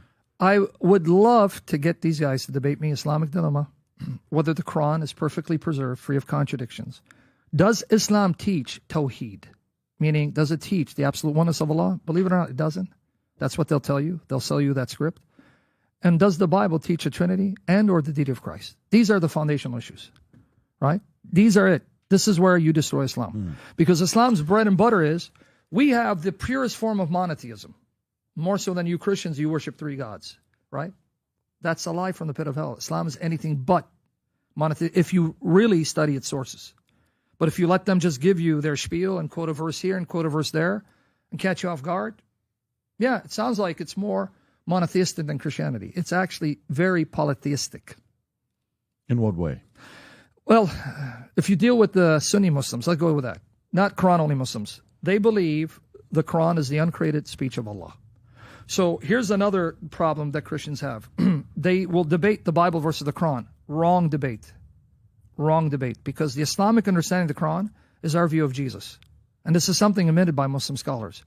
What do I mean? In Christianity, Christ is the uncreated, eternal Word of the Father who became flesh. Well, that's what they believe about the Quran. The Quran is the uncreated Word of God that became a book. So your view of Jesus is their view of the Quran. It's not your view of the Bible. None of us think the Bible is the uncreated Word of God. Impossible. Because God used human authors and used their personalities. So if you're going to say it's the uncreated Word of God, then you're going to say those human authors also are uncreated. It doesn't work. But Jesus is the uncreated Word of God. John 1:1, in the beginning was the Word. The Word was with God. The Word was God. And then 14, the Word became flesh. So they took that idea of Jesus and applied it to the Quran. Something admitted by Muslim scholars. Now, if the Quran is the uncreated Word of Allah, very easy dilemma. Is the Quran Allah? Is it the same as Allah? Now, in Islamic theology, I'll say, it is not Allah and it's not other than Allah. And they'll say, Billah kaif. It's not Allah, it's not other than Allah. What does that mean? Meaning, no, it's not identical to Allah, but it's not separable from Allah. So it's not identical to Him. Because Allah is not the Quran. Allah has a set of attributes. But here's the problem. So if you say the Quran is not Allah and it's uncreated, how many uncreated entities do you have? 2. But I thought there's only one uncreated entity. Now they have to sound like Christians saying, though they're distinct, they're inseparable, so they're one. Oh, welcome to the wonderful world of the Trinity. That's the first step. Now I can go further in their tradition. The Quran actually speaks. There are sound narrations where it says on a day of judgment, the Quran will appear as a man interceding for you. Now, I'm kind of confused on that. If this is the speech of Allah, who is it speaking to? Well, it's speaking to Allah. So Allah is speaking to Himself? No. The Quran is speaking to Allah, so it's not Allah. Oh, so the Quran has its own consciousness. It can interact with Allah, so they're not the same person. They're different conscious entities, but they're inseparable. Wow, you're sounding more like a Trinitarian the more we speak. Now, if you multiply with the chapters, even the chapters speak, and they appear. It says, chapter 2 and 3 of the Quran will appear as birds, and they will cover you with the wings, and they'll go before you, arguing with Allah to defend you. Does that sound like Islam teaches absolute unity of Allah? Let me ask you, in regards to the religion itself, on how it's grown over the years, okay? And I'm sure as you're going through it, you know, they've had a lot of success. Yes, they've grown at a pace where you can look at data on by what year, you know, the world's going to be a majority Muslim. Yep. I think it's 2060 or something 70, like that. Yep, it will. 2060, 2070. And they're not slowing down. And then you see the growth they're having in UK. In 1980, it was only 500,000 people living there, give or take. Today, they got 4.5 million people, 5 million people living there. And you're seeing London growing the way that it is. The mayor is a only three-term mayor they've ever had, Sadiq Khan. And then you're seeing what happened in New York with Mamdani getting elected, right? Muslim, democratic socialist. They're growing, okay? On the Christian side, I don't know if, you know, Charlie Kirk played offense. Charlie Kirk was out there doing a lot and getting a hold of young kids who Turning Point USA wanted to grow up and be able to defend their faith in a strong way. And he was becoming unapologetic, right? The way he was doing it, Charlie was. Yeah. Why do you think their church is growing the way that it is? Yeah. Well, if you look at it really and compare it, it's not really so much conversion. Yeah, they get converts, but even statistics have shown now, I don't know when the last statistic came out, but I remember years ago, one statistic showed that about over 90% of converts leave Islam in 5 years because they're giving a sanitized version of Islam that when they study, they realize it doesn't correspond to what they were taught. So over 90% of converts leave within 5 years. That was a statistic that was mentioned years ago, but find out maybe, but they don't last. The majority of them don't. But those who end up, let's say, remaining, it's not much on conversion, but believe it or not, it has to do with procreation. If you look at it, unless they're completely westernized, right? If they're bought into the Western dream and having more kids means greater financial responsibility, so have less kids. If they're not westernized, typically they have larger families. And because of that, if you have a Muslim who has a wife who has 4 kids, but then multiply that with 2 other wives on the side, we got problems. They're going to outnumber you. But the thing is also, even with that said, we have to be careful. Islam is not monolithic. Just because you have majority Muslims, they don't all believe the same. And many Muslims are secular. They're not even devout Muslims. They're Muslims by name. And secondly, Muslims turn on each other. So even when we say they're growing, it's not one branch of Islam that's growing.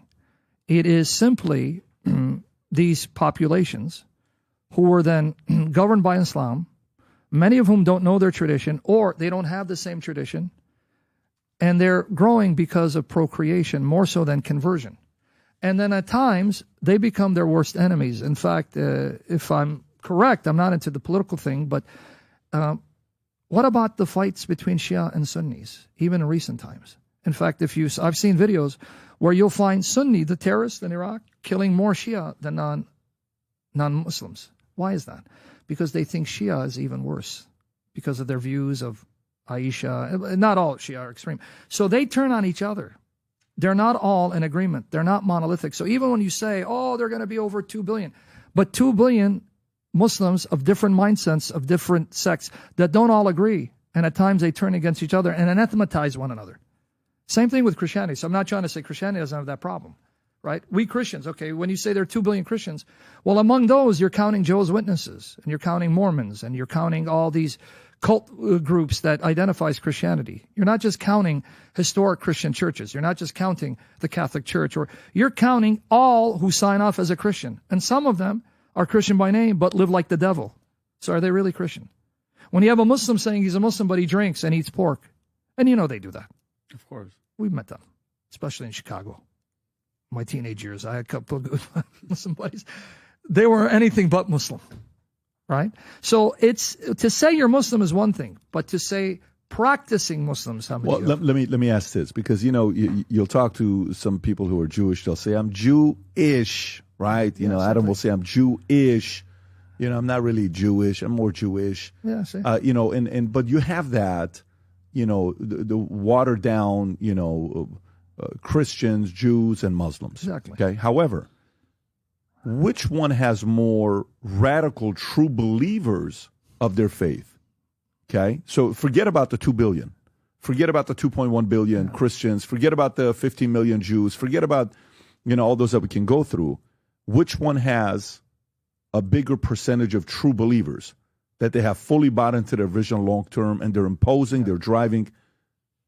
Yeah. That's the number you got to look at, right? Yeah, but that's the thing. I haven't done any intensive study on Christians who are devout Christians, but you have a revival happening right now. You're having a revival where the youth are not just nominal Christians.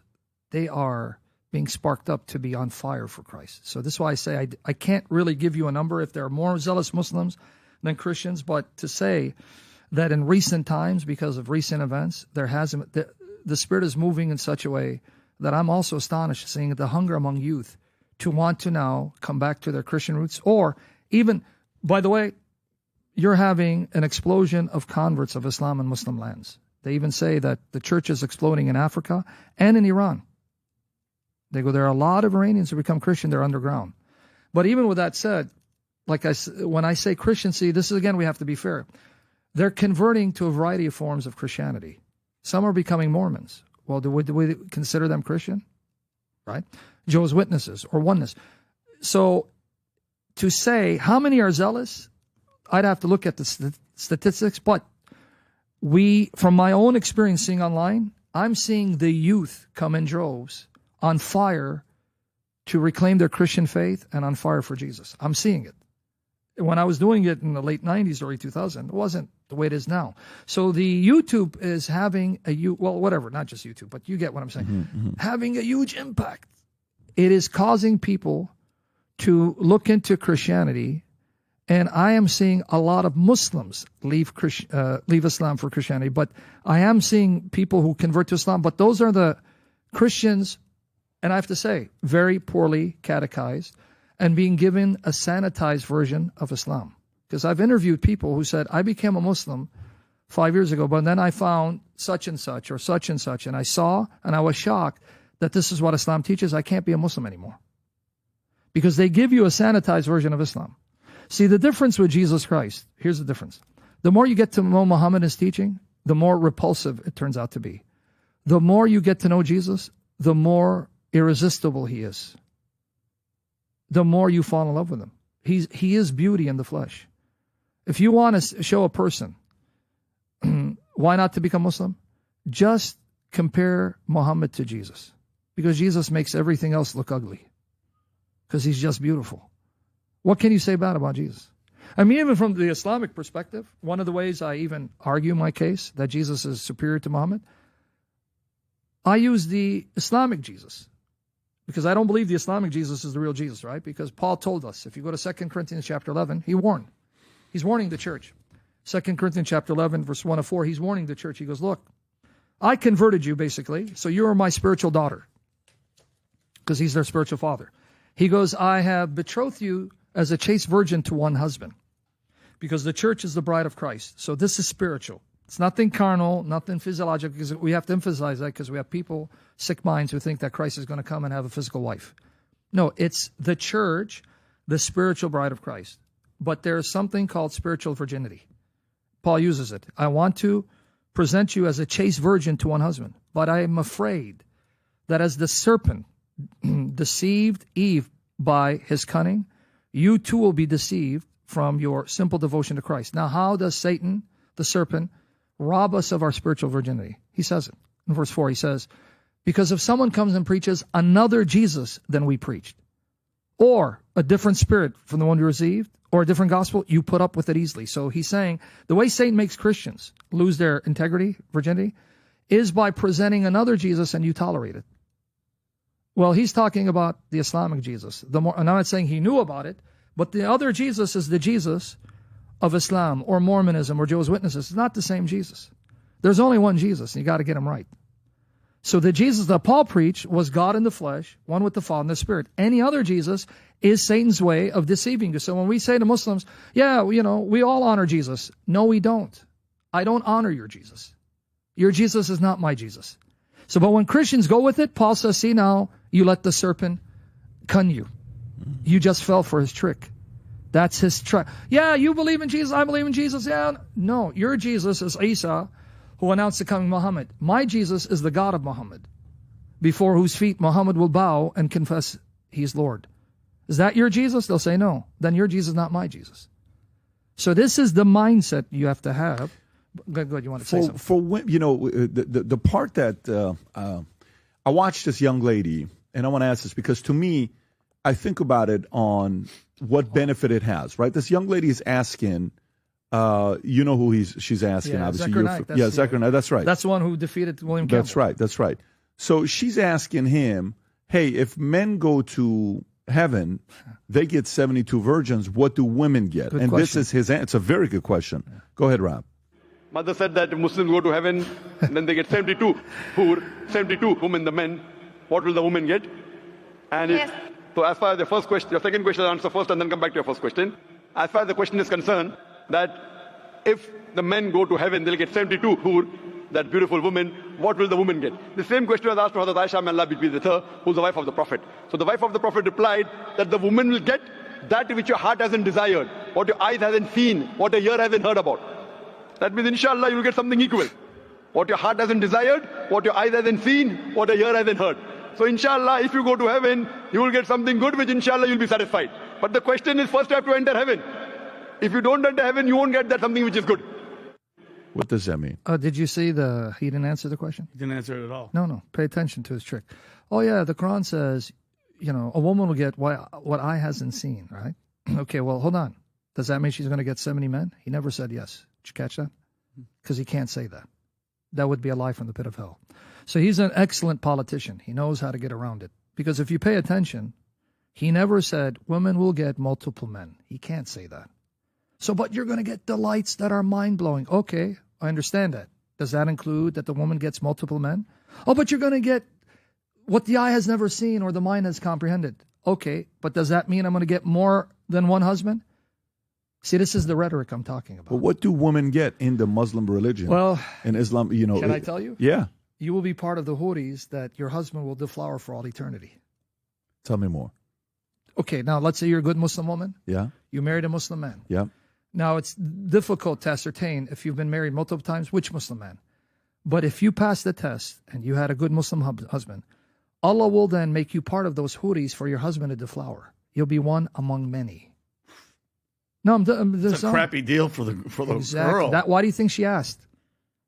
And notice he never said, oh, you're going to get 70 men. He can't say that. He knows he'd be lying. So that means a Muslim woman, she'll have huge breasts, firm breasts, 7833. She'll be part of the Hur al-Ain. You know, if I tell you where that word comes from, our English word whore comes from that word, by the way. I was just going to say, it sounds really familiar to whore. Just throwing Yeah, that you know, out there. really, it's not, yeah. When he said, you're going to be a whore, I was like, okay, that didn't sound... I was almost going to break out with an impression. The brother said, but we're not doing comedy, Vincent.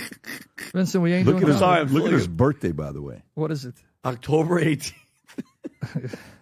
He's born on the same day. We have the same birthday, 13 years apart. But thank God. Yeah, you're a muscular, handsome Assyrian beast. Very different, buddy. Surrounded by muscular beasts, too, but anyway. My man. So the contradictions of what a man gets versus what a woman gets. Yeah. If I'm a logical guy and I'm truly looking for a religion and I'm open-minded. Yes. And I'm looking to the Christian church. I'm going, studying Judaism. Maybe I can go that direction. I'm studying Scientology, LDS. Oh, and I'm also becoming a Muslim, right? 72 virgins. How can I buy into that if I got anything but a B or higher in math in high school? Do you understand what I'm saying? I don't know if you got what I'm saying. So how does the math add up? Yeah, what do you mean with Islam? How many billions of Muslim men have died? Yeah. That means there is 72. Like the math. I'm running that. Yeah. So help me. This is a math question I'm asking. You underestimate the greatness of Allah. Yeah. That's probably what it is. The problem is Allah can meet the demand by just creating as many Hur al-Ain as you need. See, this is why you're a kafir, brother. You don't have faith. Allah can do what no eye... Didn't you remember what no eye has seen, brother? Yeah.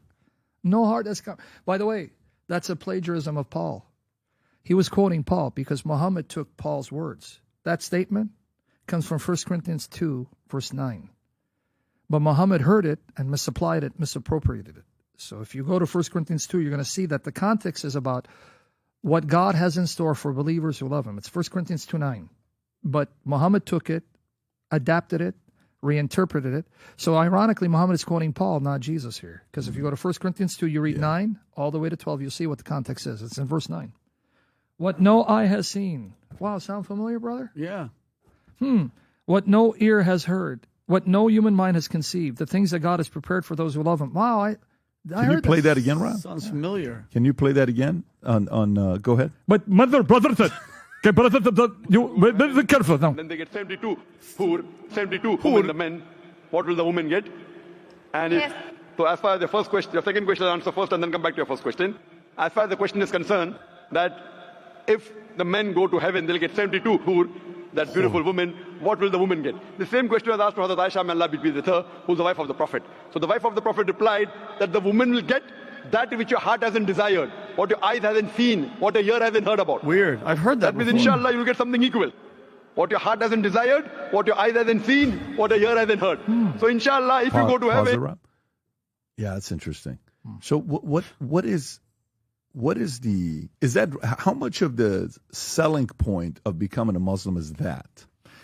Is that a big part of it, or is that a small part of it? I mean, why would somebody who's a green, who is open, Muhammad Ali doesn't give me the vibes of being a guy that's not smart, right? Yeah. Malcolm X doesn't give me the vibes of a guy that's not smart. I mean, very intelligent. Yeah. Even Farrakhan, you see, what gets them to say, I'm converting, I'm going? A lot of people I know who have gone that direction. These are smart guys that I've had dinner with, I've had lunch with. I sit down with them, intelligent, good citizens, good families, good upbringing, good, even some of these guys are very good, net positive to society. What is the selling point? You can be smart in one way and completely oblivious in another way, right? So when you say smart, in what sense? Business smart? Okay. But it does not equate to being theologically smart. That's true. So Muhammad Ali, if you really know why he converted, it was more because of the emphasis on black supremacy. He became a member of the Nation of Islam. Nation of Islam is just black supremacist mindset. So when you're oppressed and you have someone saying, hey, you're the original man and Allah's a black man and the white man's a devil, if you feel oppressed and inferior, that kind of gives you the false pretext that, no, you're special. And that's why you're being oppressed. So his conversion wasn't because he knew Islam. He knew black supremacy, black-centric Islam, which is contrary to the teaching of historic Islam. So when you say, why did he? Yeah, they're smart. But are they smart in religion? Have they studied their sources? Do they understand? Because you have brilliant Christians who are millionaires but don't know a lick of the Bible. So I don't deny they're intelligent in one way, but it doesn't mean they understand their sources. Now, when you say, is this a selling point? This is one of the things they don't mention. This is why I was saying that within 5 years, when people study Islam and see the horrific, horrendous aspects of Islam, they're shocked. That's why they accuse us of lying immediately. When I say the Quran says it, you're lying. Doesn't say, because they're shocked. So I don't want to give the impression that the Muslims are the villains. They're not. And I'm not saying to be politically correct. Most Muslims have no idea what Islam teaches. They're just cultural Muslims. They'll go pray 5 times a day, and they just want to get along. It's those fanatical Muslims that are dangerous, and they're about 10%. They say statistically about 10% that are fanatic, but 10% of 2 billion, that's still a large number, right? Most Muslims have no idea. Most Christians have no idea. Christianity, if I ask a Christian about the Old Testament wars, they're shocked to hear that too. In fact, if I recall, in the debate, didn't they bring up some of the Old Testament wars to try to scandalize the Christian debaters? Because even Christians don't know about, hey, kill everything that breathes. There's a context to that. I mean, Jesus forces us to try and understand the logic. Even when I came to the faith, it was difficult. But then as I understood and I studied, I understand now. Right, but we can get into that. Point being, just like a Christian will be shocked to hear what's in his Bible if he's not properly trained, most Muslims are shocked to hear when I say, Hazrat Aisha. He said, Hazrat Aisha.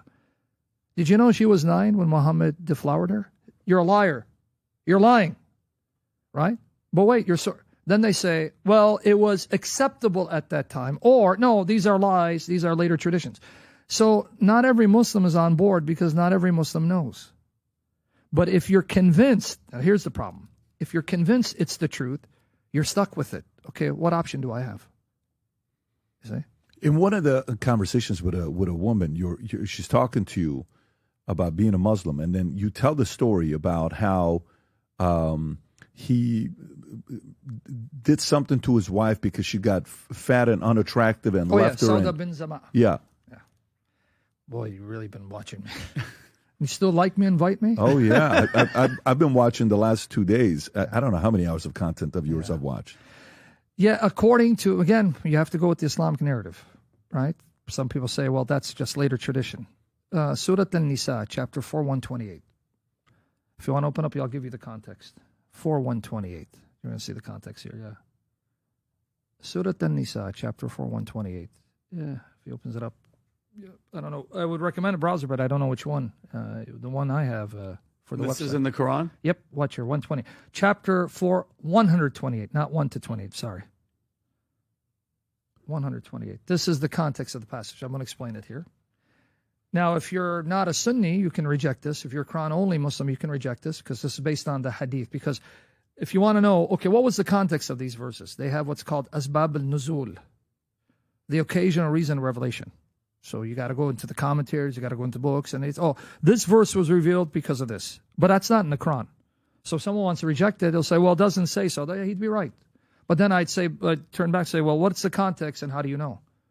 When was this composed? If he tells me, 6th century, I go, well, the Quran doesn't tell you 6th century. How did you get that? From the same sources I just quoted that you rejected. Interesting. So you'll go to them when need be, but when it disproves your point, no, it's now suspect. But these are the same sources that told you that this is revealed in Medina and at this year, because the Quran doesn't tell you. But nonetheless, if we read it, here's the thing. And if a woman fears from her husband contempt or desertion, there is no sin upon them if they make terms of settlement between them, and settlement is best. Now, what is that about? Well, if I go to the tradition, Muhammad had at one time 11 wives, even more than his God allowed for others. If you go to chapter 4, verse 3 of the Quran, you don't need to turn there. But 4, verse 3, it says you can have 2 or 3 or 4 wives if you can be fair. If not, have one. But then it says, and as many as your right hands possess. See, that part is not emphasized. So the Quran allows unlimited concubinage. That's why you'll hear stories when you have people who go to Saudi Arabia to be maids. They don't know they're signing up for sex. Jeez. That's part of the deal. Because in Islam, if you are a maid or a servant, the man has conjugal rights to sleep with you. You're signing up for that. That's in chapter 4, verse 3 of the Quran. It's there. I didn't write it. Don't get angry at me and put a hit on me or my friends. I didn't write it. Quran 4:3? Chapter 4, verse 3. If you want to show it to him, then we can come back here. You'll see. A maid? Yeah, well, it's called your right hand possesses, meaning that which is under your control, whether a servant or a maid or anything here. And if you fear that you will not deal justly with the orphans, then marry those that please you of other women, 2 or 3 or 4. But if you fear that you'll not be just, then marry one or those your right hands possess. Right hand possession means your concubines, you're free to have as many as you want. But if you want to marry, you can only have up to 4. But it doesn't tell you, okay, the 4 plus the slave girls or the maids. That's authentic Islam, Sunni and Shia tradition. There's no, because it's in the Quran. Right? So that part seems to have, been glossed over. I guess many people didn't get the memo. So when you go ahead, brother. I'm just curious how so many, I know you're not political, but how so many of these Ilhan Omar and all these women of Muslim faith, like they're my body, my choice and everything, but then every single thing in the Quran is anti them. 72, like those 72 virgins, Sam, for every guy that goes and has all these virgins, like what type of life is it as a Muslim woman that you die and your eternity is up there having sex with all these guys? Like, it doesn't make any sense to me.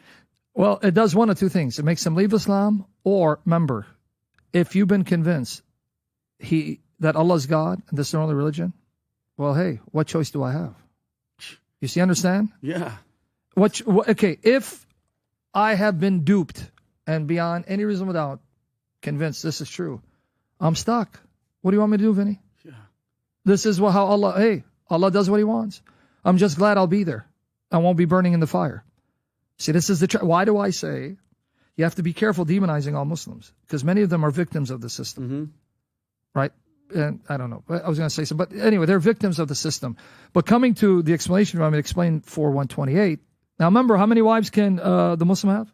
Up 2, to 4. 3, or 4. Yeah. So you can have 2, 3, 4. Okay. If you could handle it and be... Yeah.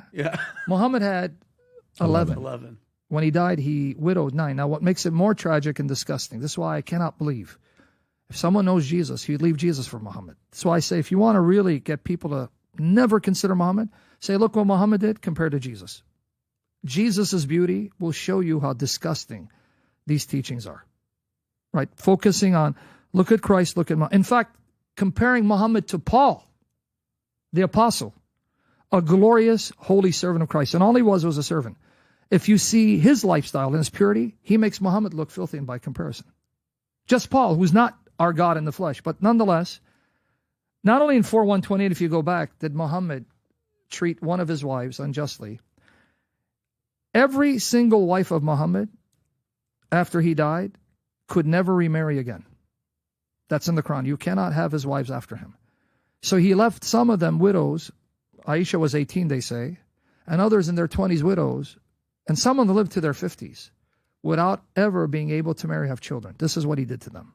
And you're telling me he's a mercy unto mankind? Seriously? And what does it tell you about a man who had 9 wives and couldn't get any of them pregnant?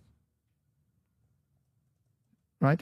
They say that his first wife, Khadija bin Khuwaylid, that was his first wife. She was 15 years his senior. She was actually his boss. He used to work for her.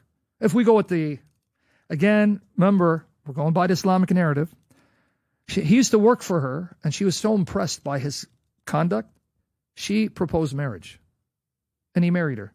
According to Islamic tradition, she was a wealthy merchant woman because she had married 2 wealthy men, and they died, left their fortune. And he used to be a caravan trader for her. So she was his boss. According to the Sunni tradition, he married her when he was 25, she was 40. And so she supposedly mothered all his children.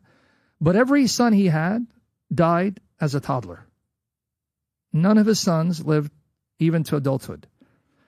Now, he only stayed with her until she died. Now, I'm going to explain to you why this is significant. After that, he went crazy. He started just collecting wives. All his children, not only the sons, died as toddlers, but even his daughters, who got married later, died. The only child that outlived him was his daughter Fatima, who then died 6 months later. She was married to Ali ibn Abu Talib, who's his first cousin. And hence you get the Shia and Sunni divide. Because Muhammad's lineage is traced to his daughter Fatima, because she gave him 2 grandsons, Hassan and Hussein.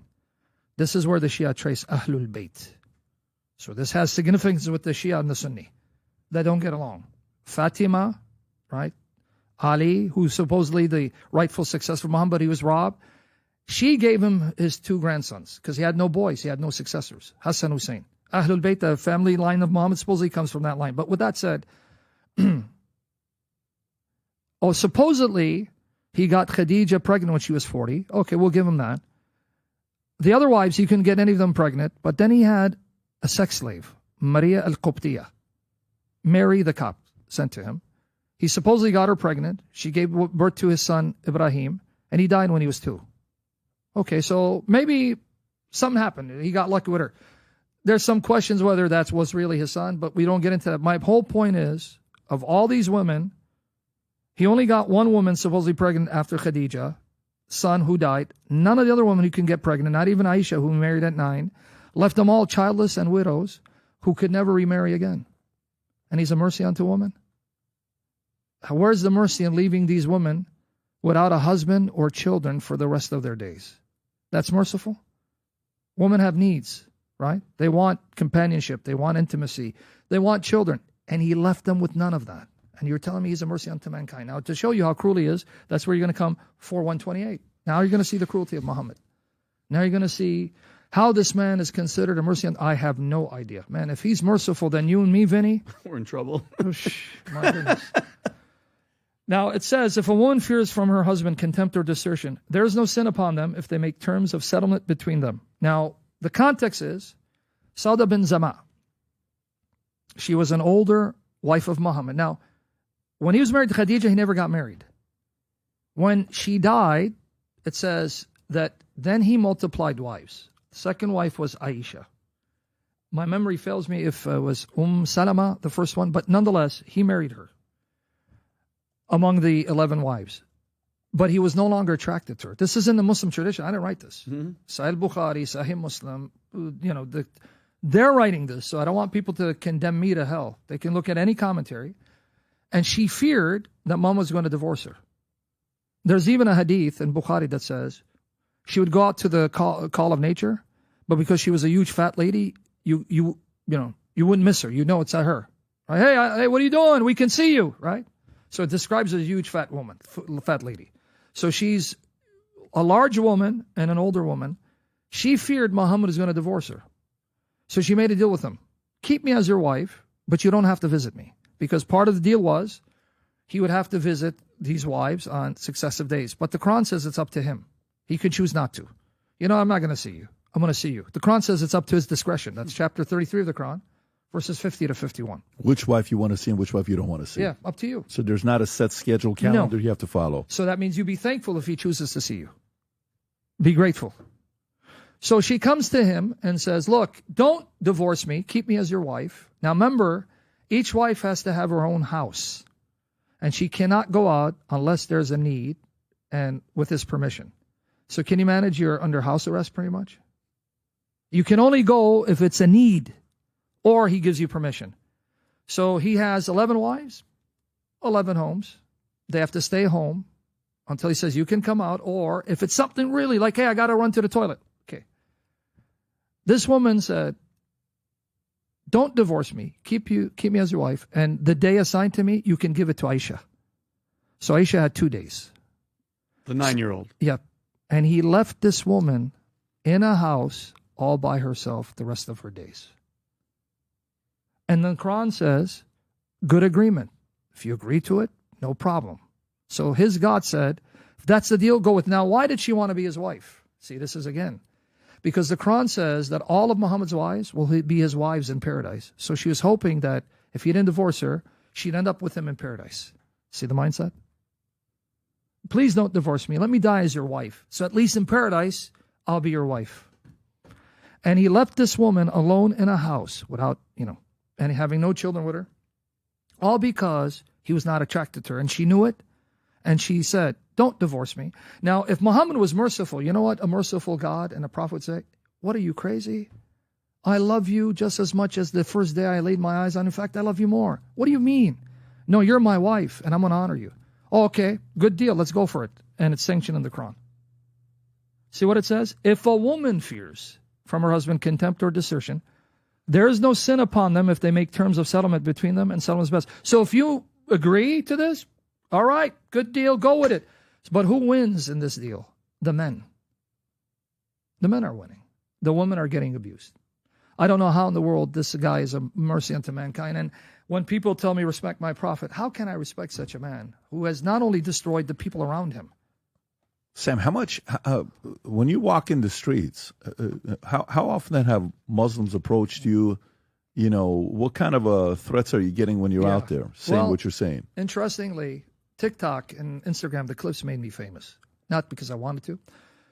So if I'm going places, I'll get recognized. But Muslims, even if they recognize me, will try to avoid me.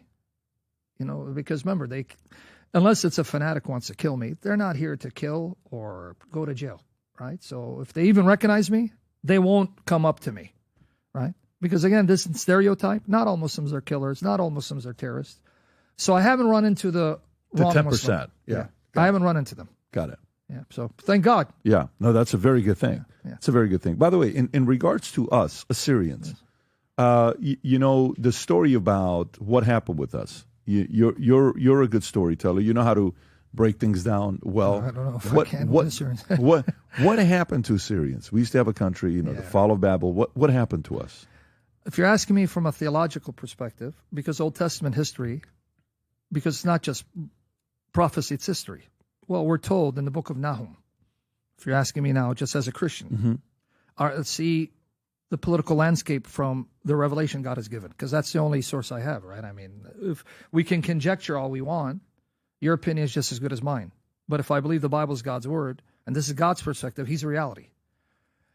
The Lord will often destroy nations who've reached a limit of sin of how much he tolerates. The Bible says there's like a debt ceiling. There's so much sin he tolerates, and then that's over for you. So we're told in the book of Nahum, this is the judgment of Nineveh. He says because of the Assyrians being steeped, and it's not just Assyrians, see this thing. God does this with all the nations. You can just start reading from Isaiah chapter 10 on, all the way, you're going to see all the way to 19. God is talking about the judgment of all the nations, like, the Moabites, the Ammonites, the Babylonians. Because why? God owns them all. This is where people must read the Old Testament. They go, oh, this book is Old Testament, and he's the God of Israel. If you read the Old Testament, God keeps saying, I'm the God of all nations. The reason why I'm working through Israel is to move them to worship me. This is the theme in the Old Testament. And point of fact, I want to ask you guys a question as I answer this one. When was the last time you were told that there's another group said to be God's people in the Old Testament besides Israel? Because you're told that Israel's the people of God, right? Mm-hmm. When is the last time someone told you that the very Old Testament says there's another group that is said to be the people of God?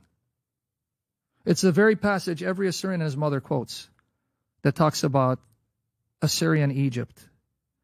In Isaiah 19, 23 to 25, specifically 25, it goes, Egypt, my people. Assyria, the work of my hands. Israel, my inheritance. Mm-hmm. Does that sound like a tribal God? He says, Egypt is my people. So when we read the Old Testament, sometimes we're misreading it due to particular theological dispositions or political points of view. The God of the Old Testament is quite clear. The response of Israel was to be his priest, to lead the nations to him. And do you know the one group of people that are the most attacked in the Old Testament? Are the Israelites. Now, what that tells me is this is a brutally honest record. Because if you're making up stories, you're going to sugarcoat things, right? Are you talking about the Forgotten Nation of Prophecy by John Bucco? No, I'm not You're talking about the book. Okay. He wrote a book. I'm talking about Isaiah 19. I get that, but he talks about that in the book, right? So he's trying to focus on a certain. I actually met him. I think he went to be with the Lord. Good man. I don't know if he's still around. I saw him years ago. But my point being, I'm not talking about future per se. God in the Old Testament talks about the nations and his love for them and his desire to save them. He doesn't talk about Israel. The role of Israel in the Old Testament, as I'm preparing to answer your question, because I want to give a context to the Old Testament, because if I just say, well, God says he's going to destroy Nineveh, oh, look at this Old Testament. No. God says to the Israelites, you see what I do to nations? I'm going to do worse to you if you don't toe the line. That's why I know this book is, look, if I'm making up a book, I'm going to make myself look as good as possible. The people that are the thorn in God's side, that God has the hardest time with, are the Israelites. So that tells me this is a brutally honest record that's not trying to sugarcoat and make one people superior. On the contrary, God keeps reminding them, don't you dare discriminate against the Gentiles. If a Gentile comes to live in your midst, treat him as a native Israelite. He's not less than you. And I can give you the receipts. So with that in the context, because what is God's heart for Assyria? He doesn't want Assyria to die. Isaiah 19:23-25 tells you.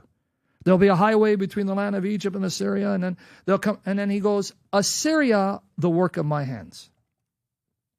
The book of Jonah is all about God wanting no nation to perish, not even the Assyrians, because he said to Jonah, give them 40 days, and the great city of Nineveh will be destroyed. But when they turned to national repentance, God turned back from his wrath. And then Jonah says something interesting. If you go to Jonah chapter 4, verses 1 to 3, if you open up specifically to, look what he says. He goes, see, I knew this is the kind of God you are. And that's why I wanted to run, because I wanted you to destroy them. Because I knew if they repented, you would forgive them. Because that's the kind of God you are. You don't want anyone to perish. His hatred for the Assyrians was so great that he knew if he reached them and they turned, God would spare them, because God loves all people. And this is the God of the Old Testament. Because people always go to the New Testament. No, I'll show you from the Old Testament it's the same God. So if you open up Jonah chapter 4, verse 1 to 3, you're going to see it. So this is the context in which I will put the book of Nahum. Jonah 4. Look at and Jonah knows it. Now, when I look at you handsome warriors, I can see why he wanted you guys wiped out. You are a thorn in the side of his people. But look what he says. Jonah 4, verses 1 to 3. You can open up just Jonah chapter 4. Yeah, that's it. You don't need to put chapter 4, I think. You just put Jonah and then 4. It's like, man, I can't keep up with this guy. It's not my fault you're not a Syrian, brother. Now watch your. But to Jonah, this seemed very wrong, and he became angry. Angry at what? He didn't destroy the Ninevites. Yeah, he didn't kill him. He didn't destroy all the Jelus, right? He prayed to the Lord.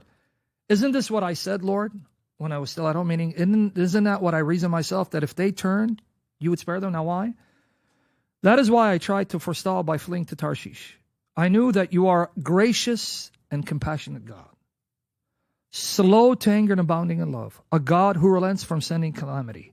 Now, Lord, take away my life, for it is better for me to die than to live.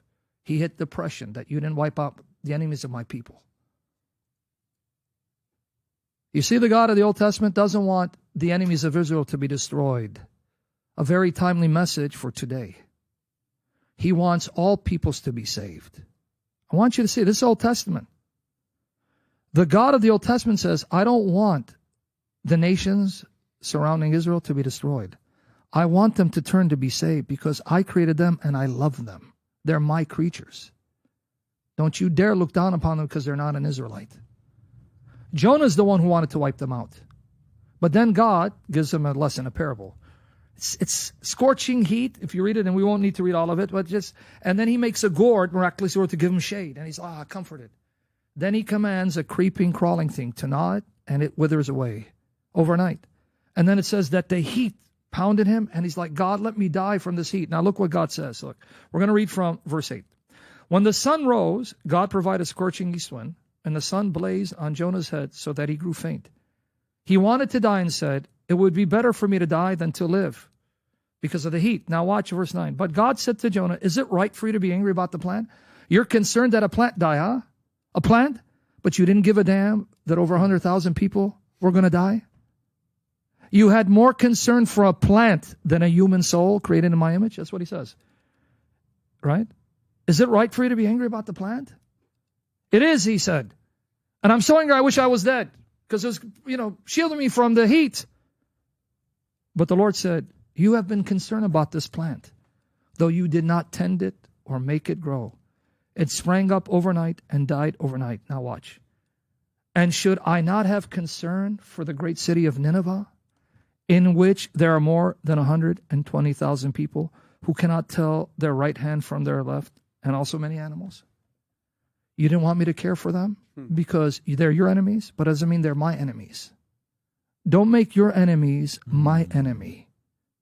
Just like I created the plant, I own it, I created them. And I didn't create them for destruction. I created them to live. See, this is the heart of God. This is God. So when I tell you what he did to the Ninevites, it's not because he hated them, because God does it to all peoples. He even did it to the Israelites.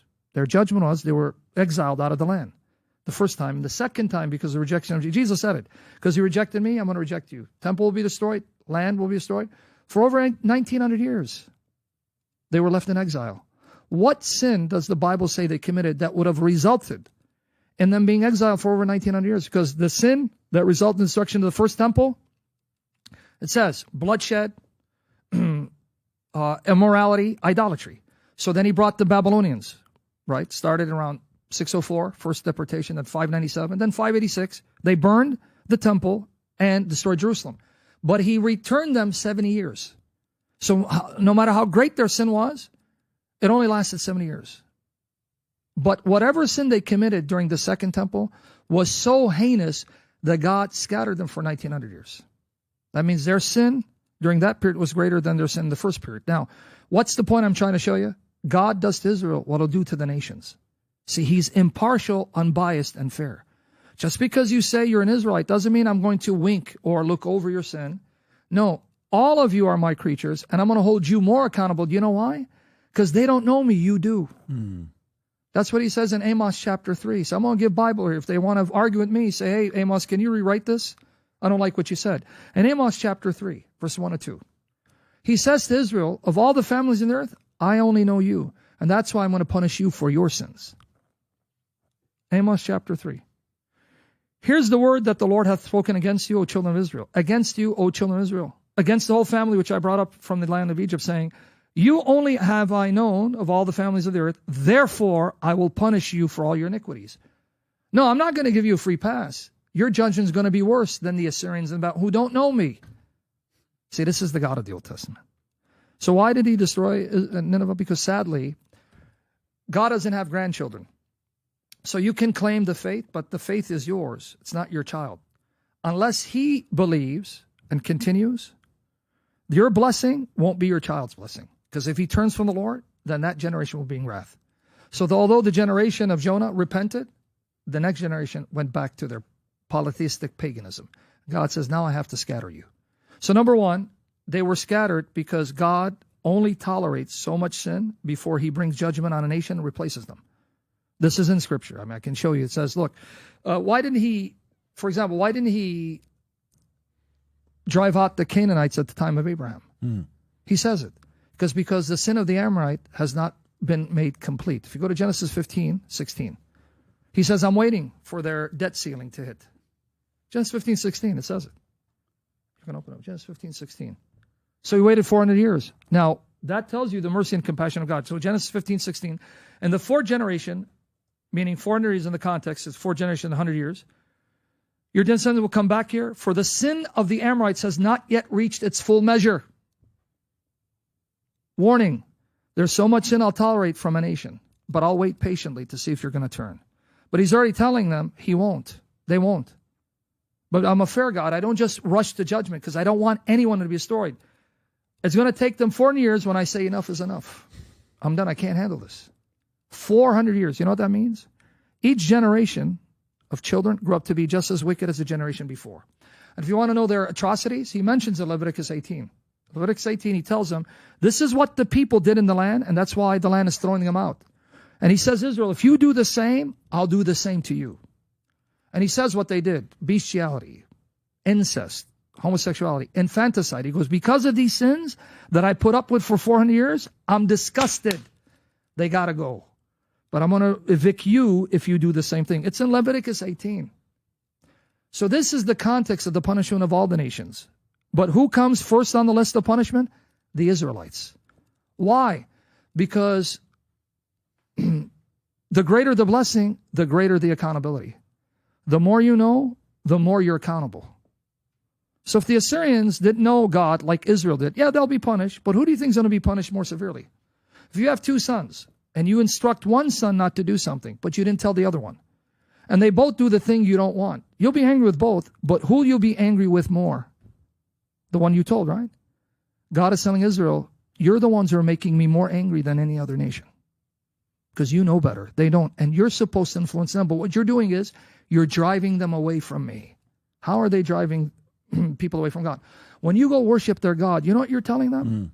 My God is not a big deal. Because if he was, I wouldn't be worshiping yours. I like your God better. So when you do that, what are you telling them? That I'm a God that doesn't compare to theirs. So this is why he destroys Nineveh. But now, why? Well, it's the opposite. Even though we don't have a land, the fact that we haven't wiped out is a testament of God's goodness to us. We survived. Brothers, we've survived impossible odds. Not only did we live under the yoke of Rome, then later there came the Zoroastrians. A lot of people don't know that in the 5th century, even the church at large ostracized us. They condemned us as heretics. So when I say us, because the church of our ancestors, what do I mean? This is going to be related to your question, so I have to unpack this. In the 400s, because of Nestorius, remember I mentioned Nestorius? Because he was accused of teaching there are two persons of Christ, the Assyrians were now identified with that teaching.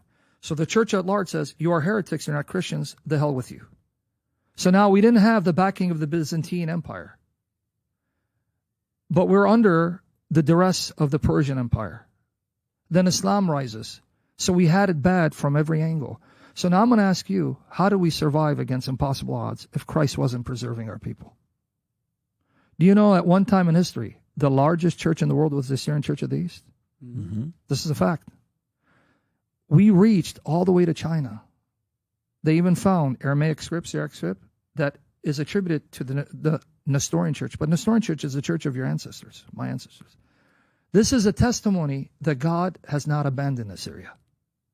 Because if he did, you wouldn't be here as an Assyrian, speaking your Assyrian mother tongue, and the Assyrian church would have been wiped out of the planet. So what are the likelihood that Assyrians get their country back in the middle of Iraq, similar to what Israel did? What's the likelihood? You're talking to a guy who's very pessimistic. Okay. Yeah, but how was your relationship? I saw you because we had Marmari here, we had wonderful. You, and we had wonderful, yeah, and we had Jenko here. Yes. It's a great conversation. Yes. I'm trying to find a way to put a leadership type event together for Assyrians to come together. Yes. What happened with you and Jenko? Well, I don't, because your platform is huge, and people want to find out details, they can, but I want to say something, and I know George is going to listen to it. Two things about George. He's Christian, and he's Assyrian. And because of that, I love him. More so, I love him because he's Christian. You can be Christian, not Assyrian, and I love you. He is a passionate young man. He reminds me of me over 20 years ago because I didn't have, I'm not saying he doesn't, I'm just saying I didn't have someone to disciple me, and I was just learning and growing in my faith, right? So, and I became very passionate. See, there's something we call the beginner's zeal, where you think you've discovered something and you become so zealous you want to convert the world. But in so doing, you do more damage than good. That was me. That was me. Back then, that was me. I did a lot of damage because I thought I knew better. Hey, man, you're pagan. What are you doing? Hey, what you got? I didn't know, but my intention was sincere. George is a bright young man who loves Jesus Christ, and he's going to grow and be on fire for the Lord. But we got to give him time. Just give him time. Because only God knows what kind of knowledge he'll have when he's 53. Remember, I'm 53. So give him some time. It was a misunderstanding, and that's fine. Okay. Have you guys spoken since or no? Not really spoken, but I wouldn't mind speaking to him because I have no animus towards him. I can't for two reasons. Number one, because he's Christian. What was the issue? The issue was about, the traditions of the church, because if my journey is very complex, I came out of... Purely over traditions, that's all it is. Yeah, it's... these traditions that these ancient churches hold to, like the Eucharist becoming the body and blood of Christ, or Mary perpetual virginity. Why do you guys believe it's not in the Bible? See, that's where I was 20 years ago. One thing I can tell you, guys, this is a fact. The more you study church history, the more you're going to see. This is a fact. Before God, I will answer if I'm lying. The ancient churches that have been there from the beginning, and I'm going to tell you the change church, Catholic Church, I know that's demonized by the world. I don't care what the world thinks. Syrian Church, Eastern Orthodox, Oriental Orthodox, these churches have been there from the beginning. And the fullness of the truth, the correct application of Christianity is found in these churches. Sadly, they're in schism. I came to that conclusion studying church history, meaning the 2nd, 3rd, 4th centuries of what Christians taught. I was shocked. It troubled me, and people who know me can testify. I had a dilemma in my hand. Either all of these Christians were heretics, which would be blasphemy, because that means Jesus failed the church. That's blasphemy.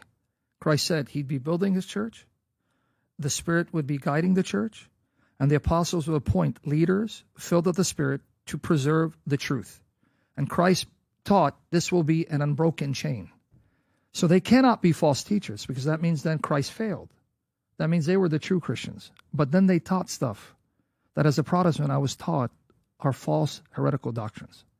So that led me in one or two of them. Either they're false teachers, and it happening, or my teachings are not ancient, not biblical, because we're misunderstanding the Bible.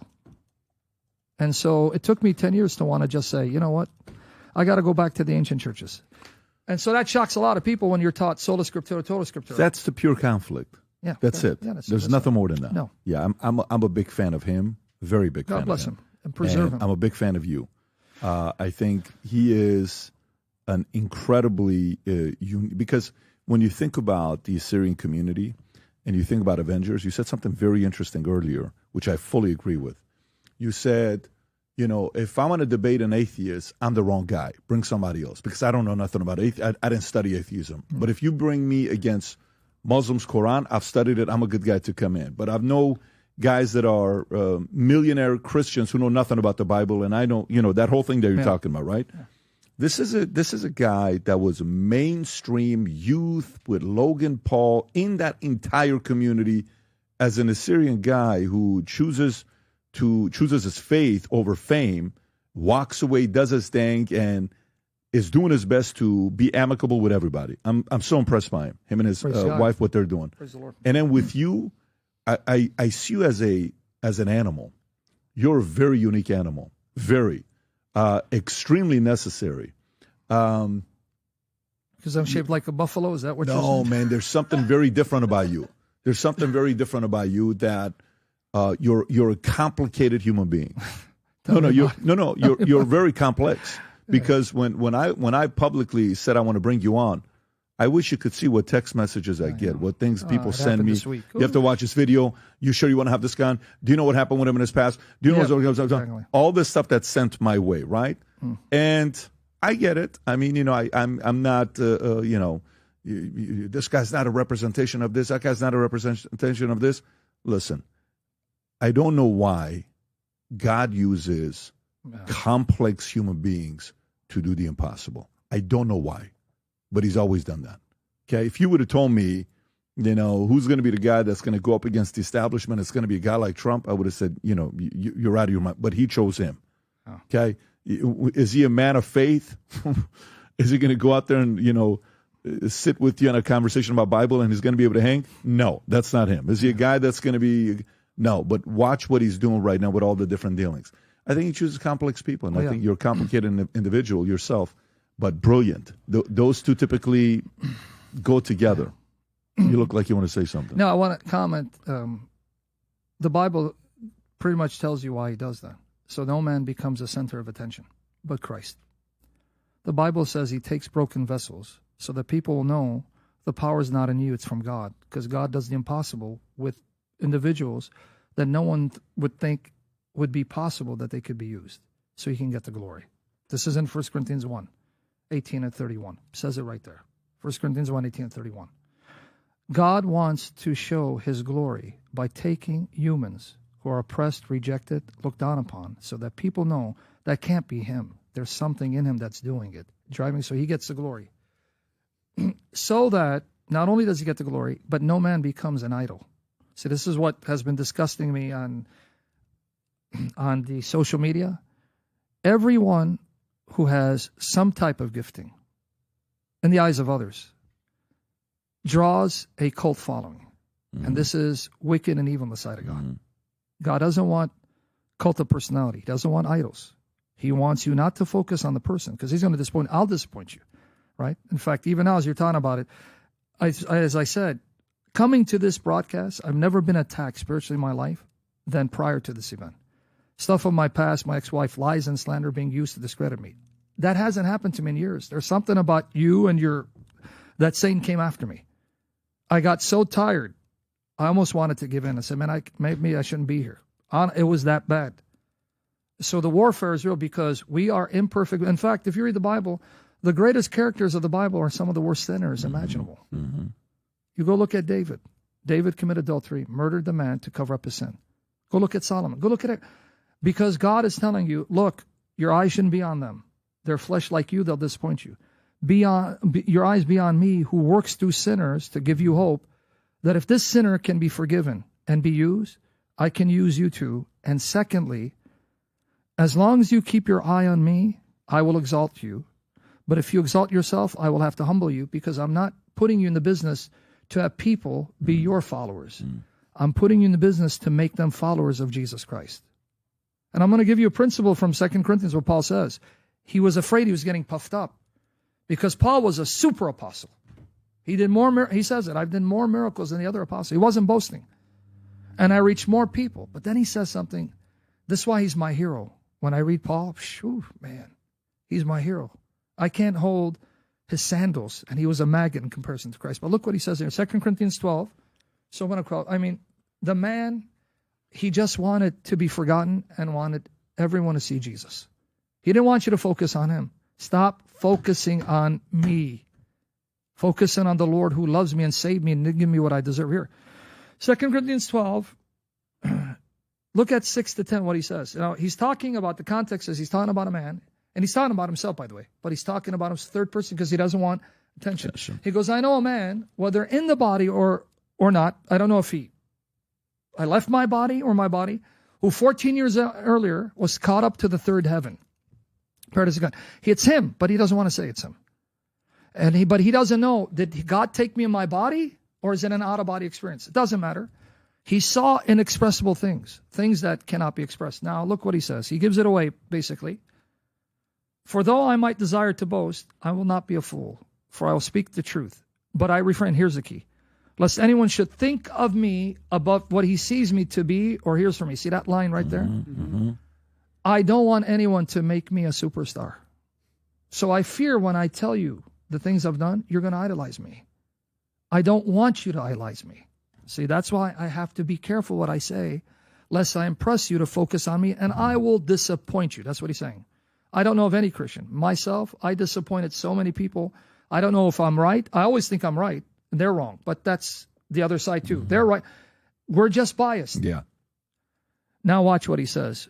Why do sometimes God allows you to struggle with demons? Here's the wisdom of God. Unless I should be exalted above measure by the abundance of revelation. Meaning, unless I thought I was a super Christian, because I was getting so much revelation, more than Peter and John. Lest if you look at me, I'm the man. So when people tell me I'm brilliant, it's not I'm trying to be fake humble. I don't want to believe it because I'm afraid I'll get puffed up. You understand? Because the same gift that God gave me, he can take it away. But here, I want to finish this. A thorn in the flesh was given to me, a messenger of Satan to buffet me, lest I be exalted above measure. Concerning this thing, I pleaded with the Lord 3 times that it might depart from me. God, I can't handle this. Remove this agent of Satan. He doesn't tell us how Satan's attacking him, but Satan attacks. But he doesn't tell us how. Was it a disease? It doesn't say. Yeah. He goes, but God, I can't handle it. Look at Jesus' response. I pleaded with the Lord 3 times, depart from me. And he said to me, my grace is sufficient for you, for my strength is made perfect in weakness. Now, the depth of that one statement. My favor is all you need to endure. I'm not going to deliver you, but I won't let it consume you. I will preserve you through it, but I'm not going to take you out of it. You know why? because I want you to know you're nothing without me. When you realize how weak you are, then you're going to appreciate it's my power, it's not you. That's the wisdom of Christ. And that's why he says, therefore, most gladly, I will boast in my infirmities. I won't talk about how great I am. I'm going to talk about how weak and wicked and useless I am. Why?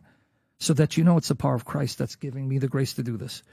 Therefore, I take pleasure in infirmities and reproaches and needs and persecutions and distresses for Christ's sake. For when I am weak, then I am strong. Then I know where my strength lies, not in me, not in my money, not in my political connections. That's all going to go. But if you have Jesus, that's forever. See, this is why sometimes we go through hell. To remind you, hey, Patrick, get off that horse, bro. I'm not saying, but get off that horse.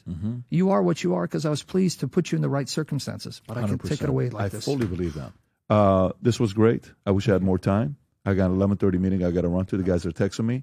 I would like to do another one with you because I probably have 20 other topics I haven't gotten into. But this was a lot of fun. I really enjoyed it.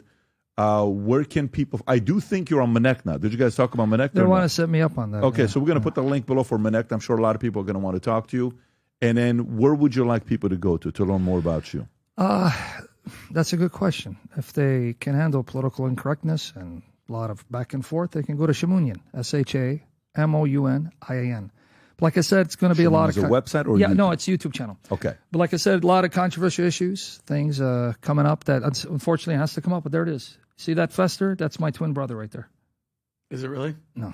I'm joking. Yeah, right. Put the link below, Rob, for folks to go learn more about you. I look forward to our next one. Yeah. Truly, I look forward to it. Yeah. This was an amazing conversation. I'm so glad we did it. I'm glad you kept your word and came down because I know we've been trying to do this for a long time. Yeah, but thank the Lord. And if you have more questions, I'm here tomorrow or whatever day. No, we'll figure it out. As long as Vinny's there doing stand-up comedy, but sitting down, brother. I will.